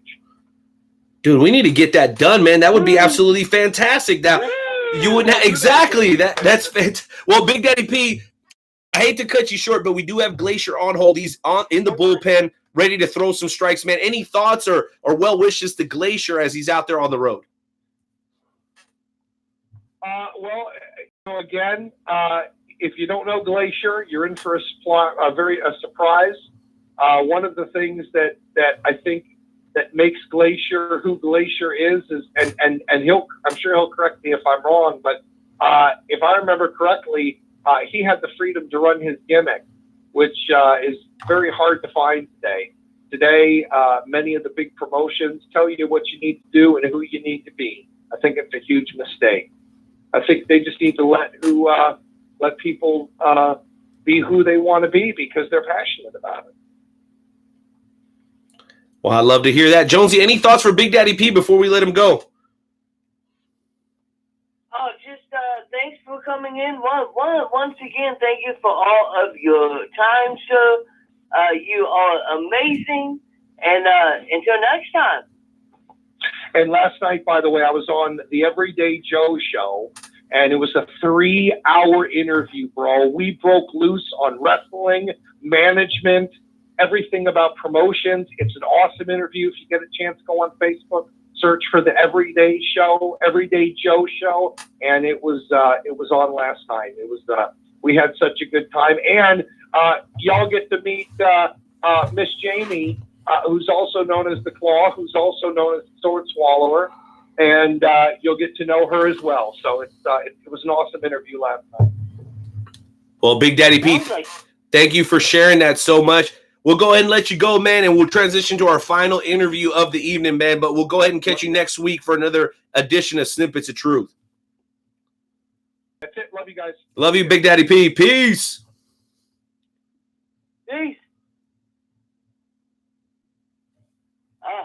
Woo. Jonesy, the time has arrived, man. I am so excited, and I get a feeling we're going to go slightly over on time. Why don't you go ahead and cue up the music and do tonight's introduction, man, because I know you're elated about our guest, as am I. Absolutely. All right, ladies and gentlemen, it is now time for our next guest caller of the night. This gentleman was most famously known in WCW. He was an amazing wrestler. He's been in multiple matches.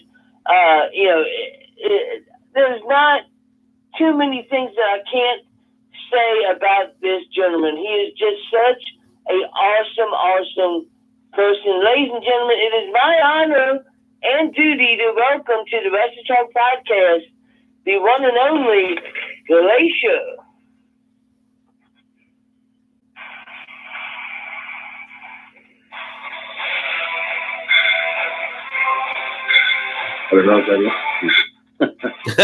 Yeah, baby. You know we had to throw it back. Keep that playing.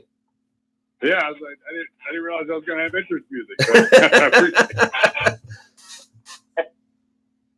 What is going on, Glacier? Welcome to the show, sir. How are you tonight? Oh, I'm good, guys. Thank you guys for having me. Oh, it is an honor to have you. You're going to be on this Fighting for Autism show. What does the Fighting for Autism show mean to you, sir? You know what? Yeah, I'm tag teaming with Generation Iron, and actually we've tag teamed together in the past in Georgia. Yeah, I mean, it's a big thing for me. A lot of people don't know that I actually got a master's degree in education. I actually was a public school teacher for a long time, and during a good bit of my teaching career, I actually did a lot to work with special education groups and children with challenges. Obviously, some of those dealing with autism. I actually suffered from a severe learning disability growing up as a kid myself. So yeah, it's something that's very near and dear to my heart. It's something that there's with autism. It's something that there's such a broad spectrum from very obvious signs of someone who's dealing with autism to some signs that are very, very subtle. So it's something that still, as much as the research has been done on, there's still so much more to do. So what this show is doing, and why I'm so proud to be a part of it, is it's bringing awareness to people about autism, and then obviously, a lot of the money that'll be raised for this show is going towards autism research and funding. So yeah, it's a great thing. It's very something very special to me. And I'm looking forward to it. I'm looking forward to, to rolling into Missouri and having a great time this weekend. Well, absolutely, sir. Absolutely. Awesome. I remember watching you in WCW. Like somebody had referred to you as you were like a mixture of Sub-Zero and Lance Storm. Can you tell us about your time in WCW? I was actually in WCW with Lance Storm, so yeah, you know what? It was a great ride. It still is a great ride. I mean, I broke into the wrestling business in April of '87, and so I've been in 32 years. I've never taken a year off. It's been 32 very active years. 23 of those 32 years I've been Glacier, which I'm very, very proud of. You know, there's been some ups and downs, just like pretty much any wrestler has in their career. But you know, I'm so fortunate to have been. You know, I signed in January of '96. I was there pretty much until the bitter end. You know, which was April of 2001. And so I got to see the whole ride. Not only see, I was a part of the whole rise and fall of WCW during the Monday Night Ratings War. I was there for all 83 weeks of that. So you know, it was great. I mean, it's still great. I mean, what I've found is that the last several years, Glacier has had this incredible resurgence, and Mortal Kombat is still as popular as it's ever been. It has kind of lasted, and so has Glacier. So yeah, I'm excited. I mean, I have no plans to slow down. Oh, absolutely. So, and you were even featured in one of my favorite video games, WCW Revenge. You were my favorite character in that game. I used to use you all of the time in that game. How does it feel to be, involved in such an iconic video game? You know what? I was actually in 3 video games during WCW, and it's huge. I mean, it's absolutely huge, and I am amazed at how many people bring that up even today. You know, when I'm talking to wrestling fans, and what I realized is that a lot of the fans back when I debuted and had my run were younger fans. You know, they were 8, 9, 10 years old, and now, of course, they're in their mid-30s, and yeah, so it's been really, really cool. And you think about it. I mean, to be a part of any one video game is amazing, but I got a chance to be a part of 3, and so yeah, it still is a huge thrill and a huge honor to have been a part of that, and it means a lot to me that fans still bring that up. Absolutely. I could not talk to Glacier and bring that up, but I don't want to take up all of the time, because if I wanted to, I could ask you all of the questions. I do have a co-host, so I want to respect him. So, Nida, why don't you come in here with whatever questions that you have for Glacier? Well, man, absolutely. And again, super, super grateful that you decided to give us a little bit of time tonight, man. I know you're probably in high demand, especially coming off your recent appearance at the AEW show, man. I'm going to go ahead and start there just because I'm geeky about stuff like this. Everyone's wondering what they're putting in the water over at AEW. You were there. You got to share a locker room with some of these young superstars.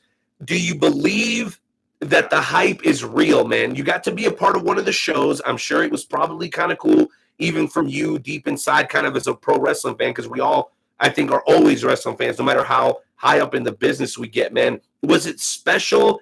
And do you believe these guys have what it takes to compete with the big dog on a high level? You know what? I mean, the short answer is absolutely yes. But yeah, it was, being in the MGM Grand sold out arena, for their first show ever. I mean, there's only going to be one first AEW show ever. And so, for me to be able to remember for the rest of my life that I was a part of that is incredibly special. But, I wrestled several times at the MGM Grand with WCW. I had not been back to the MGM Grand since Monday Nitro and our Halloween Havoc days. And so at this point, at 55 years old, I never thought I'd maybe even set foot back in the MGM Grand, much less wrestle there again. So in front of a sold-out audience on a pay-per-view. So it was very surreal for me. And obviously, anybody that's followed any of this since the inception knows that Cody and I have known each other for a long time. I mean, his dad was my mentor at the American Dream, Dusty Rhodes, and I was Dusty's right-hand guy when he had the company, Turbo Championship Wrestling right after my WCW years. And I've known Cody since he was a young man, and I watched him grow and become a great person and a great professional. Yeah, I mean, I'm telling you what, it's an awful long time. So you can go in front of a live crowd. A live crowd's going to be a certain amount of energy just because it's a live crowd. But there was a different kind of energy there that night. And I believe one of the big reasons is because the Bucks, Cody, Jericho, everybody else that's a part of that group is, they really are making the fans a part of the whole process. They're bringing them in and saying, we're all in this together. And in the past, the history of professional wrestling, WWE, WCW, whatever, there was always kind of an invisible wall between the wrestlers and the fans. Unless you had a chance to have a close and personal meeting somewhere, maybe even at a convention, it's still not the same as what they have right now, which is this is a movement. I mean, these fans feel like they are part of AEW. They're invested in this whole brand, and that's why when talking to Cody very regularly and my business partner with our wrestling school in Atlanta, Mike Shulari, with our School One Fall Power Factory in Atlanta. Mike is the producer now and works very closely with Cody. It is a movement. I mean, it really is. I mean, these fans they're all in. I mean, pardon the pun there, but they really it works. I think it fits. And yeah, it really is. And they're fully invested in the brand. And they're very almost like maniacal right now. And I did a podcast interview earlier. And the thing that of course, everybody that listens, follows wrestling knows that now NXT is going to be on USA on Wednesday night, the same night as AEW on TNT. And I was asked, like, well, what do you think about that? It would be like the Monday Night Ratings War. Here's my prediction. I don't think it'll be so much like the Monday Night Ratings War as it will be. Now, I'm going to use this analogy because I grew up in Georgia and I was a Georgia Bulldog fan. It's like the Georgia-Florida game. You're going to have, it's like rivalry. It's like you're going to have your fans who stand firm with one or the other. I think that will be the difference now than what it was, 20 years ago when I was right there in the thick of the Monday Night Wars, where they were almost making, saying the fans almost have to choose. Well, I think the fans the majority of them have already chosen. I mean, AEW fans seem to be, and I may be wrong, but it appears to me that they've already chosen their side. And let's face it, NXT fans are very much the same way. So to me, it has the building of a big rivalry, not necessarily a competition for the fans' attention. So, and I'm very excited. Listen, you know who wins in this whole thing is the pro wrestling fan. Agreed. Because they get more programming, and now you're going to have wrestlers. I got to think that, in my opinion, and I can include myself in this, I'd like to think any wrestler that's at that level works hard simply because that's who they are as a person. They want to be the best, most memorable match when they go out there. But this does up the game. When there's competition, everybody's game gets up. If you care about this at all, your game's going to be up even more. So now you're going to see the very best of these wrestlers, the guys, the gals, everybody is going to be doing their best because there's competition now. There's a reason why Home Depot opens up across the street from Lowe's, because competition makes everybody better. No, absolutely. And you know what? When I sit there and think about competition, and you alluded to it, you were right there, dead center in the middle of the war between WCW and WWE. And I'm sure you get this question all the time. But what was that locker room like, Glacier, when you think about some of the guys you got an opportunity to work with? And I know, in my opinion, and this is just, the Night Owl's opinion, I think you got a raw deal. They put a lot behind you, and it didn't necessarily work. But I don't think that took away from the amount of respect that you had from your fellow workers in the locker room. What was that environment like, man? When you look back now, 20, 25 years, do you still kind of get that nostalgic feeling, thinking about some of the people you had the opportunity to work with back in the day? And maybe could you name some of them? Oh, yeah. I mean, I always say that, no matter whether people are fans of the Glacier gimmick or not, which, let's face it, in wrestling, you're going to have fans, you're going to have critics. Dude, I thought it was awesome. My favorite game ever is Mortal Kombat 2, so I loved it. Personally, especially when I was a lot younger, I thought it was fantastic. Yeah, and the thing is, like I said, as I'm discovering now that a lot of the fans of the gimmick, which is exactly what Bischoff wanted, were 8, 9, 10-year-old kids at the time. That was our target audience then, and Bischoff always said, he wanted to give more of a buffet now, but nobody listened to those guys. 8, 19-year-olds couldn't write articles back then. The only people that were writing articles. That's a great point. Who were adults, and like I said, and I get it. I totally get it, because listen, you're not going to make everybody happy. I tell our trainees all the time, listen, this business, if you don't have a thick skin, don't go any further, because there will be people that will boo whatever you do. And I use John Cena as a great example. Now, I'm a fan of John Cena. I think he's done some great stuff for pro wrestling.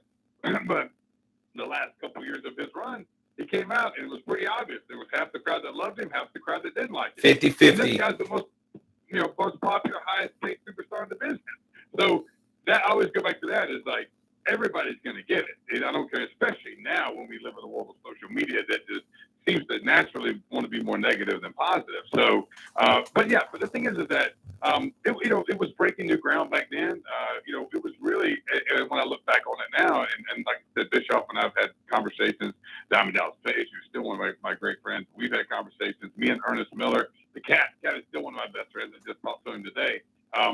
We talk about it all the time, is that, they didn't really know. It was almost like, I always say it was like, you always see the term, ready, aim, fire. I think, the whole blood runs cold thing was more like ready, fire, aim. They got ready, they kind of got everything where they shot it out there, not really knowing exactly where they want to go with it yet, and so, but here's what I always look at too, because I'm more of an eternal optimist, and that is the fact that I always believe, no matter what life throws at you, there's a lesson there, and you can always make it a positive, and that's one of the main things I learned from Dallas Page is, it's life. You can't always control what comes at you, but you can always control how you react to it. So my goal was to deflect that and keep moving forward and keep entertaining the fans who really seem to love what we were doing.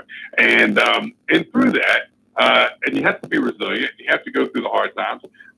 That's how I got to where I am now, which is the fact that this incredible resurgence of the gimmick, which is very humbling and a huge honor to me. It's been a heck of a fun ride. And that's, Cody, I think, saw that.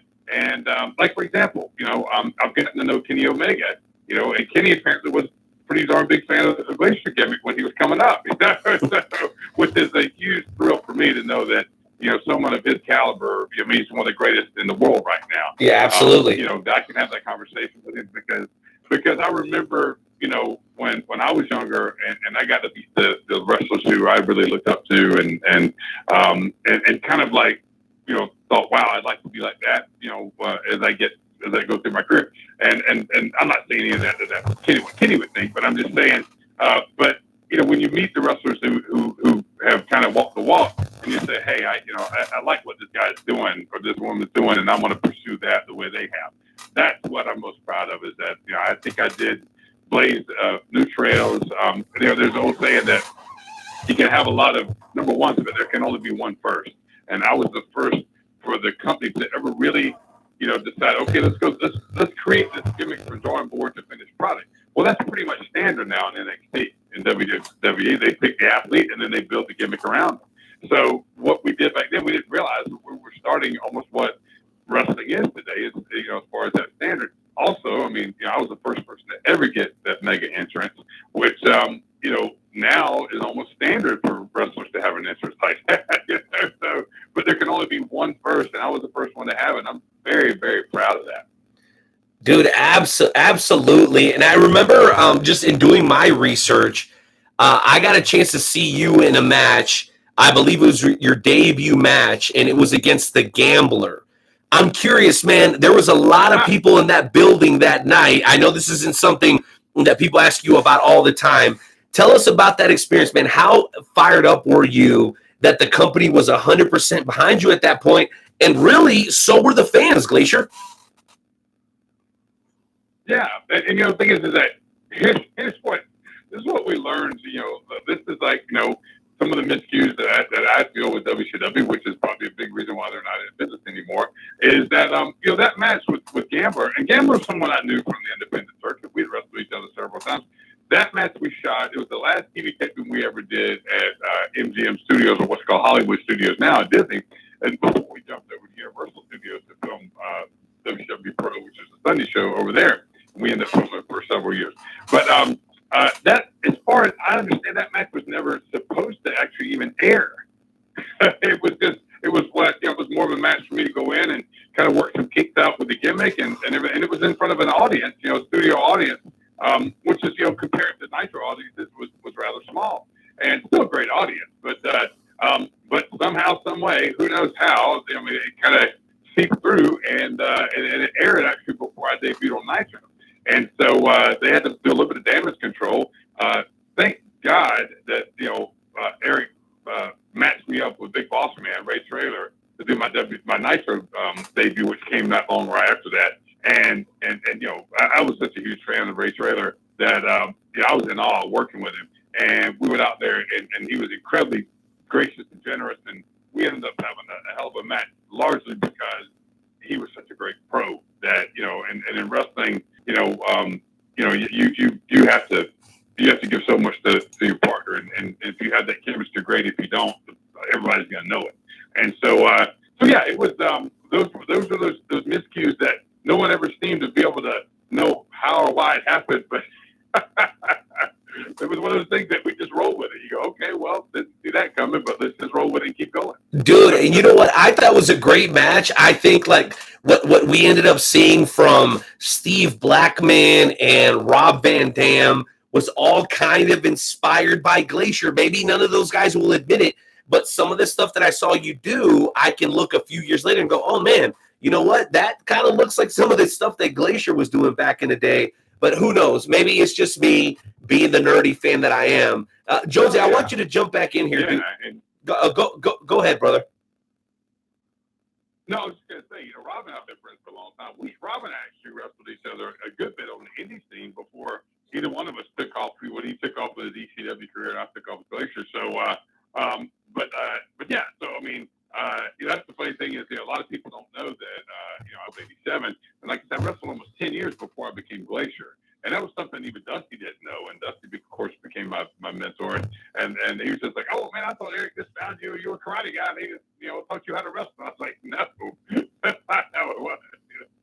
But either way, like I said, it's been a great ride for me. And it's still not over yet. I think I got maybe a few more years in me. But I'm also realistic enough to know that, I turned 55 in May. I turned 55 about 2 weeks before Double or Nothing. And, you gotta start realizing when you wrestled enough. So I'm coming to the end of my road, but I'm going to do it for a little bit longer, and then quietly ride off into the sunset eventually. Dude, Absolutely. that's so awesome. Go ahead, Jonesy. Yeah, so you were actually trained by Bob Armstrong, Fred Avery, and Mr. Wrestling too. What was it like being trained by those gentlemen? Well, let me just correct that. That's kind of true, but not completely true. Fred Avery, who was a great friend of mine, he was a journeyman wrestler, a very good independent wrestler back in the day, and he was a big guy, 330 pounds, big, 6'4", big guy. He was the guy who had a ring, and he invited me and one of my former college teammates to train in his ring in his backyard in Valdosta, Georgia. And trust me, it was still one of the hardest rings I ever trained in. But it was our ring, and back then I didn't know. I thought all rings were that hard, But Fred believed in us. He believed in me. And Fred he was a journeyman wrestler for a long time. Went back to college, got his degree. He's head wrestling coach at I believe it's Fernandina High School in North Florida now, and he and I still correspond pretty regularly. But he was the one that did all our initial training. He did every bit of it. Where wrestling number 2 and Bob Armstrong came into play, and I have to always and I proudly thank a gentleman named Ben Masters, who was a local promoter on a promotion in ran through South and Middle Georgia called Beach State Wrestling, and we were able, through Fred, because he was already working with him, we got connected to that, and actually I met Tommy Rich there, and Tommy went to bat for me a lot, but through that in that locker room is where we got to meet, get to know Tommy Rich, the Bullet Bob, Mr. Wrestling number 2, Ted Oates. I mean, just these legendary Georgia wrestlers, Mass Nightmare, Ted Allen, who trained Arn Anderson. These guys that were these journeyman wrestlers who, and some of them obviously superstars, but they were still doing something. And we were lucky enough to come into the end of the territory system where even even though I was teaching school after I graduated college, I could still wrestle, 3, 4, 5 nights a week because I could go within an hour either direction. We were 12 miles from the Florida line. We could go into North Florida. We were 30, 40 miles from Alabama. We could go into Georgia with a hotbed. So we could wrestle as much as we possibly could into that territory type system, which doesn't exist anymore. So that's where we got to meet all those guys. I'm still great friends with Mr. Wrestling Numbers 2. I'm still great friends with Bullet Bob. So yeah, it was. But that's what I'm sad to say is what I hate for younger wrestlers now is that they don't have that opportunity. Like I always say, I just said this to somebody the other night, is that the moves are the moves. You learn the moves, but when you learn to really be a pro in pro wrestling, if it's sitting in a seat of a car riding with a bunch of veterans and listening to the stories and listening to them give you the advice, that's where you learn to be a pro. And that just hardly doesn't exist anymore, and it's a shame because I wish it did. Because that's where my tag team partner, his name was R.D. Swain. He and I played side by side in college ball for 4 years together. That's where we learned a lot of it. We just traveled those roads and listened to the veterans, and they gave so freely of that advice. And that's how it was. It was passed down to you, and it was so awesome. And as much as I appreciated it back then, the older I get, the more I appreciate it. Bobby Fulton, one half of the Fantastics, was a great inspiration for us earlier in our career to really help us. People like that. I mean, that Ben would bring in to help the younger wrestlers. It was the greatest on-the-job training in the world. Absolutely. Now, I gotta ask you, you were getting ready to be in a 6-man tag with the Generation Iron. You're going to be going up against the Arch City Mercenaries and the Wind of Destruction McConzie. How are you preparing for this match? Well, you know what? I'm glad you asked because Generation Iron, we go way back. We've been good friends. We tag teamed together before, and it's I did a show or interview earlier tonight. I'll say the same thing I said then is that when you're going up against guys by the names of McConzie and Mercenaries, it tells me I need to lace my boots up a little bit tighter because it's going to be a tough night. But just what I'll also say is, boys, you better lace your boots up a little bit tighter too because I'm not coming there to lose, and I'm not planning on walking out of there, with a loss.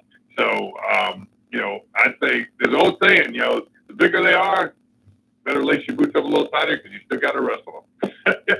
So I'm ready for a great match, for a great cause. I know Road Warrior Animal's got to be there, kind of as a general manager for the evening. I know my buddy Buff Bagwell's going to be there. I'm really looking forward to seeing him. It's going to be a great show. It really is. And the Spectrum Slam is going to be at Matheson Square Garden. Not the one in New York, but the one in Missouri. So I'm really looking forward to it. I'm doing a seminar for aspiring wrestlers. I'm going to do that during the day. So I'm flying it early that morning. I'll be there all day. I'm really, really looking forward to being a part of this event. Like I said, because it's bringing attention to autism, which is something that you hear a lot about, but not a lot of people really know a lot about it that we probably like for them to do. So this is a good chance to bring some more awareness to that. Absolutely. I could not have said it better myself. Renee, do you have any more questions for Glacier before we get into the Wrestle Talk Podcast Game Show Challenge? I do, and this is a question that I like to ask guys that have been to the highest level or close to the highest level in professional wrestling. Glacier, after all the years you've been in professional wrestling, it's just kind of a two-parter. Number one, what have you enjoyed the most of all about being a pro wrestler? There's obviously something that fires you up about it because you continue to do it to this day. And number two, who do you think is the greatest wrestler of all time? Oh, wow. Those are two great questions. I can tell you exactly what fires me up the most is the fact that, and I learned this, and I'm telling you the guys on the truth. I remember the first time that Fred ever trained me and RD, my tag team partner, when we first broke in. He trained us for a few hours in the ring. And like I said, again, this is outside, it was a very hard ring. And he put us through the ringer the first day we ever trained. And I remember rolling out eventually, sitting on the edge of that ring. And I remember saying to myself that I don't know if I'm going to be any good at this, but I've definitely found what makes me come alive. And And my life had been martial arts and football up to that point. And I was finishing up my college football career. And I found what I knew really just made me just light up, and for 32 years, it's done that for me. So I can tell you, like, I have a ritual when I go to any arena. I put my bags down, I immediately walk to the ring, I get in the ring, and I did this through WCW and everything else. And I there's not anything on this earth or any place on this earth where I feel more alive than I do in a wrestling ring. And I don't know why. It's just something about being inside those ropes and then knowing that, like, later that night, I'm going to have the ability, I'm going to have the opportunity to grab all these people's attention. And if I do what I do right and I do it good, then those people are going to, when they drive home, they're going to be talking about me on the ride home. Hopefully, that's my goal. And one of my other mentors, who was arguably one of the best ever, is Lou Thez, 6-time NWA world champion. I met him early in my career in Japan when I was wrestling. And Lou always used to say, the real champion is not necessarily the person wearing the title. It may be the person wearing the title, but not necessarily.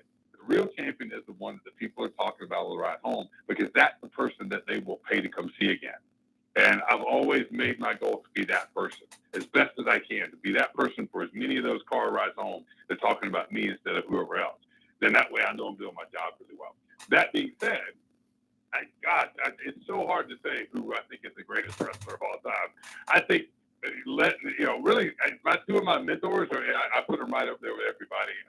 I have pretty much three choices. Lou Thez, because Lou Thez was, I think, the purest wrestler ever. I mean, he always used to say wrestling was his gimmick. He wore black trunks and black boots, no knee pads. And when I met him, he was 76 years old, and I met him in the ring, got in the ring in Japan when I went my first tour in Japan. And, let's just say, and I'll say it proudly, that, I got, Lou Thez wiped the ring with me when I was in my late 20s, and he was 76 years old. But a relationship was forged there, and I was proud to have known him and learned from him the last 10 years of his life. And but as far as a true wrestler and someone who was, when I met him, he was just like, he was just such a gentleman and a classy guy. He was just a great representative of pro wrestling that I always felt like that's who I want to be like. I want to be like that. I want to be a pro like him. I want to represent this business well. I want to bring class and honor to the wrestling business. That's what I want to bring to it. I don't ever want to be a bitter old wrestler.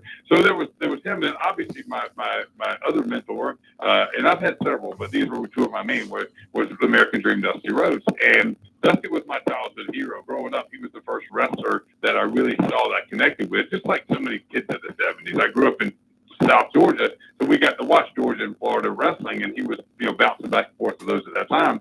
So, he was just amazing. He was like a superhero, like Batman. Didn't necessarily have superpowers, but he was just a superhero to me.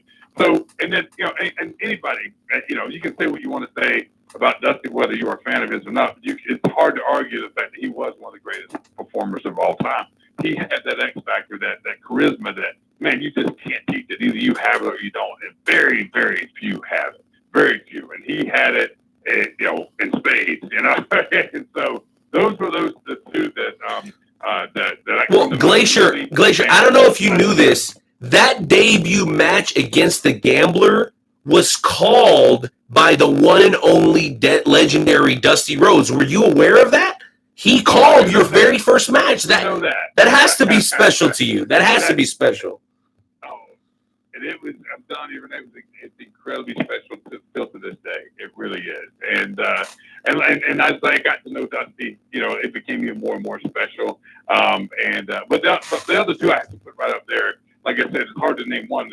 I was such a great fan of Ricky Steamboat, still am. And I patterned a lot of Glacier after watching Ricky Steamboat. I studied, match upon match upon match back in the VHS days when I had only VHSs to study, to watch, and I took what I felt like I could get from what he did, martial arts wise, and make it my own. So obviously I wasn't imitating him. And then there's Ric Flair. I mean, Ric Flair. There's that old saying, Ric Flair may not be in a class all by himself, but it sure didn't take long to call roll. Absolutely.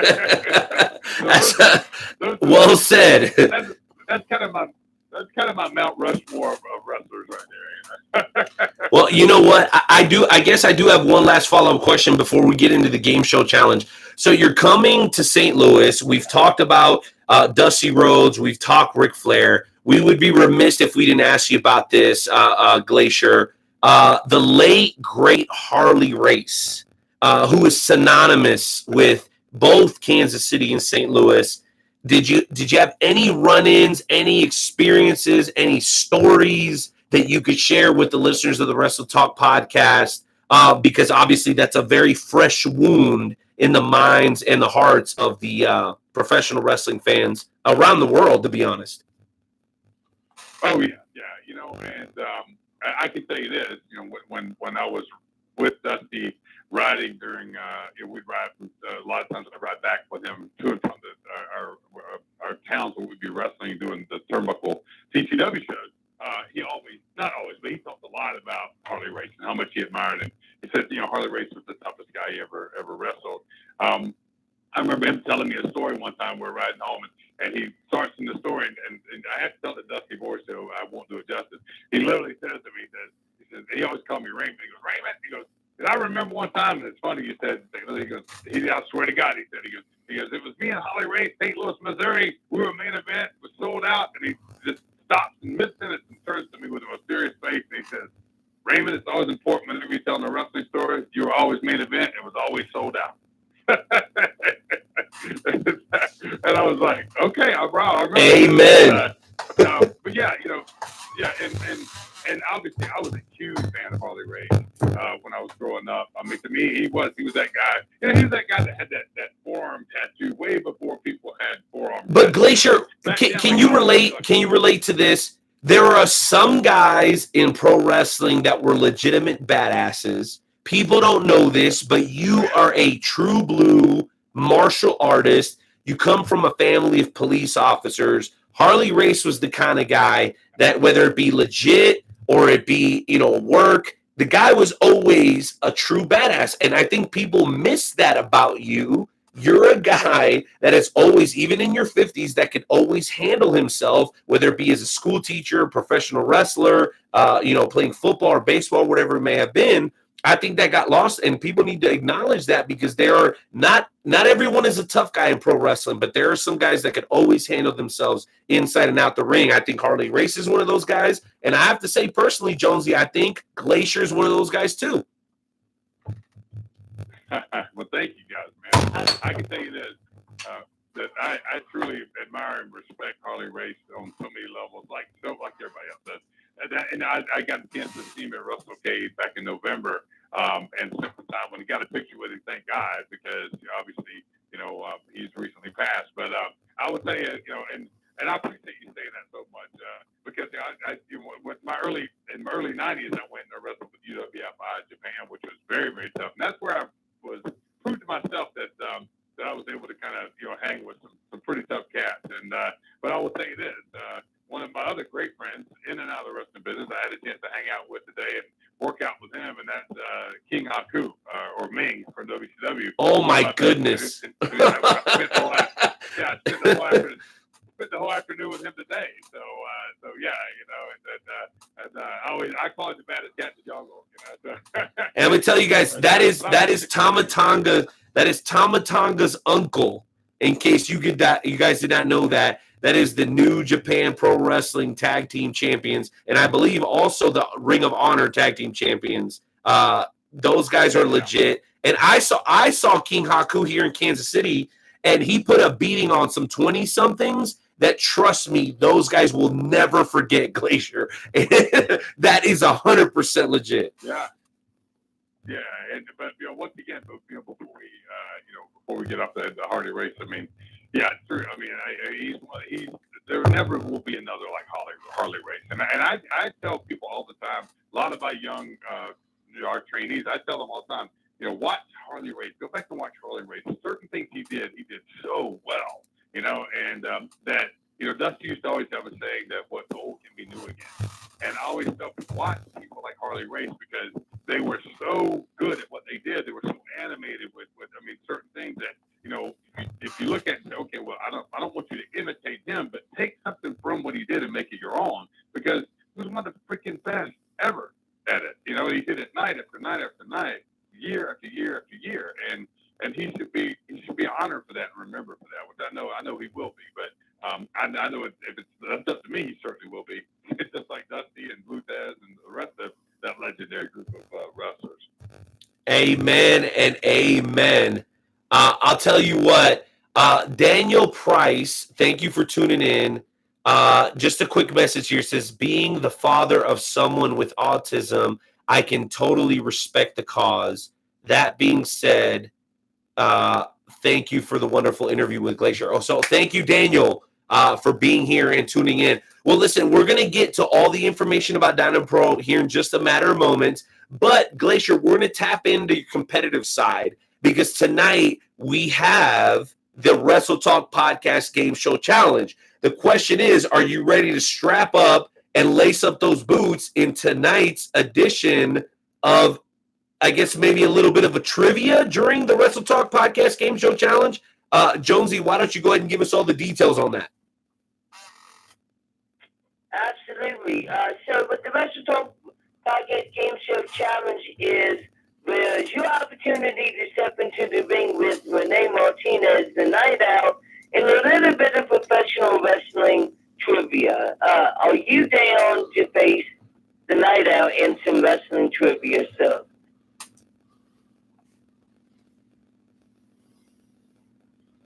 Glacier? Oh yeah, definitely. Yeah, I'm sorry, I didn't know you were talking to me, but here, guys, I got to tell you real quick. I only have about 10 more minutes. Cool. Well, hey, listen, we'll be done in 5. Okay. Enter Timmy. Hit the music, baby. Oh yeah. Okay. Great.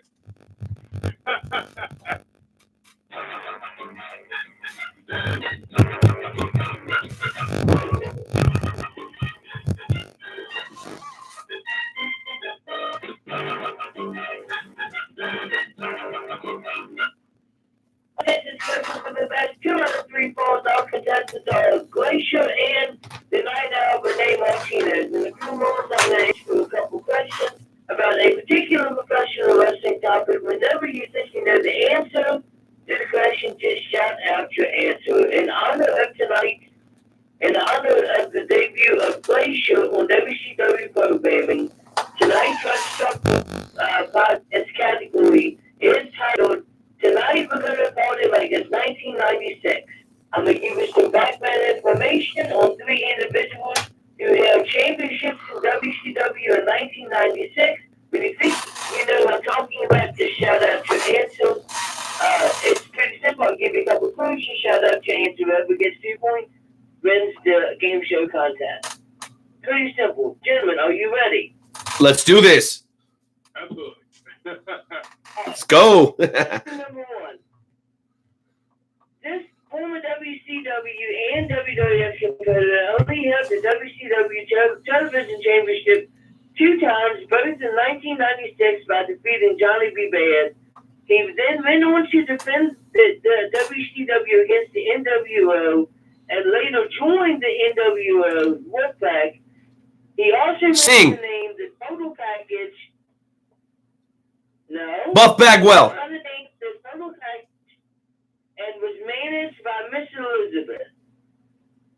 Lex Luger. Lex Luger is correct. Glacier has 1 point. The Night Owl has none. All right, question number 2. On August 10th at WCW Hall, this professional wrestler and WWE Hall of Fame was defeated the Giant to bring the WCW World Heavyweight Championship to the NWO. Hulk Hogan. For the first time. Hulk Hogan is correct. Glacier has down to question number 3. At Starrcade 1996, this late professional wrestler won a tournament to become the WCW United States champion. He then went on to become a Grand Slam champion in the WWE, with defeating Brock Lesnar for his only WWE championship. Eddie Guerrero. He became a member. Eddie Guerrero is correct. The Night Owl has won the Wrestle Talk Podcast Game Show Challenge. So here is your music.